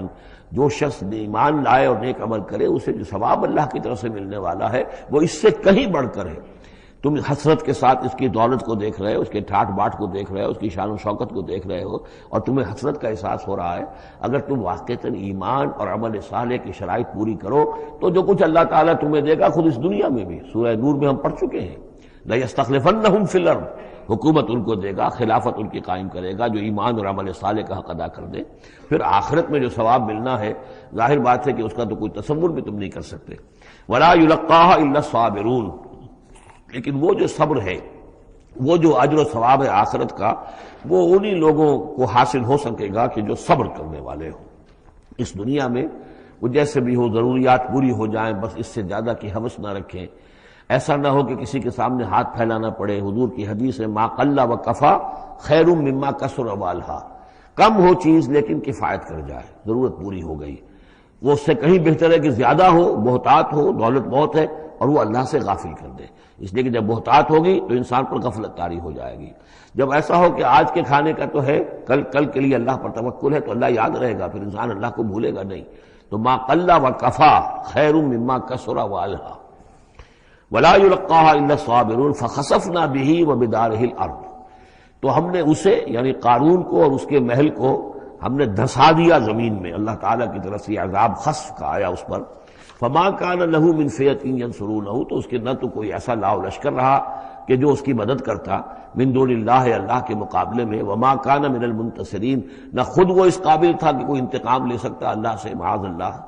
وَأَصْبَحَ الَّذِينَ تَمَنَّوْا مَكَانَهُ، اب وہ لوگ کہ جو تمنا جنہوں نے کی تھی بالامس، جو گزشتہ شام، اب جس رات کو وہ خسف ہوا ہے، اگلے روز جو دھوم مچی کہ وہ تو قارون کا محل جو زمین میں دھنس گیا، اس کے سارے خزانے بھی گئے، وہ خود بھی گیا زمین کے اندر، تو اب جو وہاں پر شور ہوا ہوگا تو وہی لوگ جو پچھلی شام کو تو یہ کہہ رہے تھے کاش ہمیں بھی وہی کچھ ملے جو کچھ قارون کو دیا گیا ہے، یہ تو بڑا خوش قسمت انسان ہے۔ وَأَصْبَحَ الَّذِينَ تَمَنَّوْا مَكَانَهُ، جنہوں نے یہ چاہتا کہ وہی مقام و مرتبہ اور وہی چیزیں انہیں بھی مل جائیں، بالامس سے پچھلی دن، یقولون، وہ یہ کہنے لگے یہ بھائی کأن اللہ یبسط الرزق لمن یشاء من عبادہ ویقدر، کہ بھئی یہ تو اللہ تعالیٰ کی طرف سے ہے کہ وہ جس کے لیے چاہتا ہے رزق شادہ کر دیتا ہے اپنے بندوں میں سے، اور جس کے لیے چاہتا ہے تنگ کر دیتا ہے یا ناپ تول کر دینا شروع کر دیتا ہے۔ لولا ان من اللہ علینا، اگر اللہ تعالیٰ نے ہم پر احسان نہ فرمایا ہوتا، لخسف بنا، تو ہم بھی اسی طریقے سے خسف کر دیے گئے ہوتے، یعنی ہم تو کہہ رہے تھے کہ ہم بھی اس جیسے ہو جائیں، ہمیں بھی اس کی سی دولت مل جائے، لیکن اس کی دولت کا جو انجام آج ہماری نگاہوں کے سامنے آیا ہے، لولا ان من اللہ، اگر اللہ تعالیٰ نے ہم پر یہ احسان نہ کیا ہوتا کہ ہمارے پاس وہ دولت نہیں تھی، لخسف بنا، تو ہم کو بھی اسی طریقے سے زمین میں دھسا دیا گیا ہوتا۔ وہی کأنہ لا یفلح الکافرون، خرابی، لیکن یہ جان لو کہ کافر لوگ فلاح نہیں پائیں گے، بڑی خرابی ہے، بڑی ہلاکت ہے، اور کافر لوگ جو ہے وہ فلاح نہیں پائیں گے۔ تو یہ کردار ہے قارون کا۔ اب اس صورت کے آخری آیات ہیں، اور میں چونکہ اب ابتدا میں جس قدر اہتمام کے ساتھ یہ جوڑوں کا تعلق بیان کر رہا تھا، کیونکہ میں نے محسوس کیا کہ رفتار تیز ہونی چاہیے، اس میں کچھ کمی کر دی ہے۔ اب یہاں بھی نوٹ کر لیجئے گا کہ یہی سورۃ القصص اور اس سے پہلے سورۃ النمل، ان کے درمیان کیا کیا مشابہتیں ہیں، خاص طور پر اس آخری آیات میں۔ فرمایا تلک الدار الآخرۃ نجعلها للذین لا یریدون علوا فی الارض ولا فسادا، یہ جو آخرت کا گھر ہے یہ ہم نے ریزرو کیا ہے ان لوگوں کے لیے کہ جو زمین میں اپنی بڑائی، اپنا اقتدار نہیں چاہتے، اپنی بلندی نہیں چاہتے اور نہ فساد چاہتے۔ وہ اللہ کے دین کی سربلندی کے لیے محنت کر رہے ہیں، اس کے نتیجے میں ہو سکتا ہے کہ اللہ تعالیٰ انہی کو ذمہ داری دے دے، لیکن وہ طالب نہیں ہے حکومت کے، وہ اپنی سربلندی کے طالب نہیں ہے۔ اس سے زمین و آسمان کا فرق ہے کہ ایک ہے کہ آپ کسی نظریے کے لیے کام کر رہے ہیں، اب نظریے میں اگر آپ کی جد و جہد ہے، انقلاب میں آپ کامیاب ہو گئے تو ظاہر بات ہے کہ پھر انقلاب کے بعد ذمہ داری سنبھالنی پڑے گی۔ محمد رسول اللہ صلی اللہ علیہ وسلم ہی کو مدینے کی اس چھوٹی سی شہری ریاست جو وجود میں آئی تھی، آخر اس کی ذمہ داری سنبھالنی پڑی، حالانکہ آپ خدا نہ خواستہ کوئی اقتدار کے طالب یا اقتدار کے بھوکے تو نہیں ہو سکتے تھے، لیکن یہ ہے کہ طلب جو ہے وہ اللہ جانتا ہے دل میں کس کے طلب ہے۔ اگر کوئی ذاتی طور پر اقتدار کا خواہاں ہے اور چاہتا ہے کہ میرا نام اونچا ہو جائے اور مجھے اختیار مل جائے اور میرا اقتدار ہو، تو وہ شخص اللہ تعالیٰ کے ہاں ڈسکوالیفائی ہو جاتا ہے۔ یہ پھر اللہ کے گھر کے لیے نہیں ہے۔ اللہ کا گھر جو ہے تلک الدار الآخرہ، یہ تو ہم نے رکھا ہوا ہے خاص طور پر مخصوص کر کے، ریزرو کر کے، للذین لا یریدون علوا فی الارض، جو زمین میں اپنے اقتدار کے خواہاں نہیں ہیں، ولا فسادا، نہ زمین میں فساد بچانا چاہتے ہیں، والعاقبۃ للمتقین، اور عاقبت یعنی پچھلا گھر جو ہے، عاقبت کی پچھلی زندگی جو ہے یقیناً یہ اہل تقویٰ کے لیے، اس کی بھلائیاں، اس کے محاسن، اس کا عیش اور آرام وہ اللہ تعالیٰ نے اپنے متقی بندوں کے لیے خاص کیا ہے۔ من جاء بالحسنۃ فلہ خیر منہا، یہ آیت میں آئی ہے سورہ نمل کے بھی آخری حصے میں، جو کوئی شخص کوئی نیکی لے کر آئے گا تو اسے بدلہ ملے گا اس سے بہتر۔ ومن جاء بالسیئۃ، اور جو کوئی بدی لے کر آئے گا فلا یجزی الذین عملوا السیئات الا ما كانوا یعملون، تو وہ لوگ کہ جو ان برائیوں کا ارتکاب کر رہے ہیں انہیں بدلہ نہیں دیا جائے گا مگر وہی جو کچھ کہ وہ کر کے لائے۔ مطلب یہ کہ اللہ تعالیٰ کی طرف سے اضافہ نہیں ہوگا، جتنے جرم کیے ہیں اتنی ہی سزا، لیکن اہل ایمان اور اہل صلاح جو ہیں ان کی نیکیوں میں اللہ تعالیٰ 10 گنا دے، 700 گنا دے، اس سے بھی بڑھا دے، یضاعف لمن یشاء، تو یہ اللہ تعالیٰ کی مرضی ہے، جتنا چاہتا ہے دیتا، خیر منہا، بہرحال جو کچھ کر کے لے جاؤ گے اس سے بہتر ملے گا۔ الا ما لا یجزی الذین عملوا السیئات الا ما كانوا یعملون، انہیں وہی کچھ ملے گا جو کچھ کہ وہ عمل کر کے لائے تھے۔ ان الذی فرض علیک القرآن لرادک الی معاد، سورہ نمل میں آیا تھا کہ مجھے وَأُمِرْتُ أَنْ أَتْلُوَ الْقُرْآنَ، مجھے تو حکم دیا گیا میں قرآن سناتا رہوں، قرآن پڑھ کر تمہارے سامنے میں قرآن کے ذریعے سے انذار اور تبشیر اور قرآن کی تبلیغ اور قرآن کے ذریعے سے تذکیر اور قرآن کے ذریعے سے تمہارے جو نفسیاتی اور روحانی روگ ہیں ان کی شفا کے لیے میں کوشش کرتا رہوں، میرا کام تو یہ ہے۔ ان اتلو القرآن، مجھے حکم دیا گیا میں قرآن کی تلاوت کرتا رہوں، تلاوت پڑھ کر قرآن تمہیں سناتا رہوں۔ اب یہاں اسی کو تعبیر کیا ان الذی فرض علیک القرآن، اے نبی جس ہستی نے آپ پر اس قرآن کی ذمہ داری ڈال دی ہے، اس کی تبلیغ آپ کے لیے فرض تھی، جیسے کہ ہم سورہ مائدہ میں آج پڑھا ہے، یا ایھا الرسول بلغ ما انزل الیک من ربک وان لم تفعل فما بلغت رسالتہ، اس قرآن کی تبلیغ کرنا آپ پر فرض ہے۔ اور جیسا کہ میں آپ کو بتا چکا ہوں، پھر آپ نے امت کے حوالے کر دی کہ اب امت کے فرض ہے، فلیبلغ شاہد الغائب، فلیبلغ یہ فعل امر ہے، اب لازم ہے کہ وہ پہنچائیں جو یہاں ہیں ان کو، جو یہاں نہیں ہے۔ اس طریقے سے یوں سمجھیے کہ ایک سلسلہ جو ہے وہ شروع کر دیا گیا۔ لیکن یہاں فرمایا جا رہا ہے نبی ان الذی فرض علیک القرآن، جس ہستی نے آپ پر یہ قرآن فرض کیا ہے، جس ہستی نے آپ پر قرآن کی ذمہ داری عائد کی ہے، یہی ذمہ داری اصل میں پھر جو ہم میں سے ہر ایک پر آتی ہے وہی ہے جو میرے کتابچے میں نے وضاحت کے ساتھ بیان کی ہے کہ وہ 5 ذمہ داریاں ہیں۔ اللہ قرآن پر ایمان جیسا کہ ایمان کا حق ہے، قرآن کی تلاوت جیسے کہ تلاوت کا حق ہے، قرآن کو سمجھنا جیسے کہ سمجھنے کا حق ہے، قرآن پر عمل جیسے کہ عمل کا حق ہے، پھر قرآن کی تبلیغ، قرآن کو عام کرنا۔ ان الذی فرض علیک القرآن رادک الی معاد، وہ یقین آپ کو لوٹا لے جائے گی، وہ ہستی، وہ اللہ جس نے آپ پر یہ قرآن کی ذمہ داری ڈالی ہے، تبلیغ قرآن کا فرض فریضہ آپ کے کاندھوں پر رکھا ہے، وہ یقیناً آپ کو پہنچائے گا بہت اچھی جگہ لوٹنے کی۔ معاد عادہ یعودوں سے اس میں ظرف ہے، لوٹنا، لوٹنے کی جگہ۔ اور معاد سے مراد آخرت عام طور پر ہے، ایمان بالرسالت، ایمان باللہ، ایمان بالمعاد، ایمان بالآخرہ کو ایمان بالمعاد بھی کہا جاتا ہے۔ لیکن اس کے بارے میں بعض روایات ایسی ملتی ہیں کہ اس کا شان نزول یہ ہے کہ حضور صلی اللہ علیہ وسلم جب ہجرت کے سفر پر نکلے ہیں مکے سے، تو جو عام راستہ تھا اس سے ہٹ کر آپ نے، چونکہ اندیشہ تھا اور واقعہ تھا کہ تعاقب ہو رہا تھا، تلاش کیا جا رہا تھا، 3 دن رات تو آپ غار ثور میں روپوش رہے، پھر آپ نے ایک بڑا ہی سخت راستہ اختیار کیا تھا کہ جو پہاڑی راستہ تھا جو گزر رہا تھا، جس پر کہ کوئی انسان جاتا نہیں تھا، لیکن کچھ راستہ جو ہے وہ پھر اس مین راستے سے جا کر مل گیا۔ یوں سمجھیے یہ راستہ جا رہا تھا مین، کہ جو مکے سے مدینے کا تھا، حضور نے ایک اور راستہ اختیار کیا، لیکن کچھ عرصے کے بعد وہ راستہ جا کر اس راستے کے ساتھ مل گیا۔ جہاں ملا، اب آپ خود سوچئے کہ وہاں ایک ایسی سچویشن آ گئی کہ حضور ایک ٹی پر کھڑے ہوئے ہیں، اب داہنی طرف جاتے ہیں تو مدینہ ہے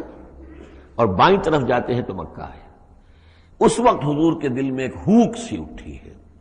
اس لیے کہ جب آپ مکے سے روانہ ہوئے تھے تب بھی روایات میں آیا ہے کہ آپ کعبے سے لپٹ کر آپ نے یہ کہا تھا کہ بیت اللہ مجھے تجھ سے بڑی محبت ہے، لیکن میں کیا کروں، یہاں کے لوگ مجھے یہاں رہنے نہیں دے رہے۔ تو گویا کہ کعبے سے یہ جدائی تو آپ پر شاہ گزر رہی تھی۔ اب جب وہ آپ چند دن کا سفر کر کے اور چند دن وہ غار ثور میں روپوش ہونے کے بعد جب پہنچے ہیں، اب ایسی جگہ پہنچے کہ جہاں سے اگر دائنی طرف جاتے ہیں تو یہ مدینے کی طرف راستہ جا رہا، جانا تو آپ کو ادھر ہی ہے، لیکن سامنے وہ راستہ آ گیا کہ جو مکے کی طرف جا رہا، تو آپ کے دل میں ایک پھوک سی اٹھی۔ اس وقت اللہ تعالیٰ نے آپ کے اطمینان کے لیے یہ آیت نازل کی کہ آپ گھبرائیے نہیں، مکے میں ہم آپ کو لوٹا کے لے آئیں گے، آپ یہیں پہنچیں گے، بڑی شان سے پہنچیں گے۔ اس وقت تو آپ کو نکلنے کے لیے جو ہے روپوش بھی ہونا پڑا ہے، آپ کا تعاقب بھی ہو رہا ہے، پھر وقت آئے گا کہ آپ ایک فاتح کی حیثیت سے داخل ہوں گے۔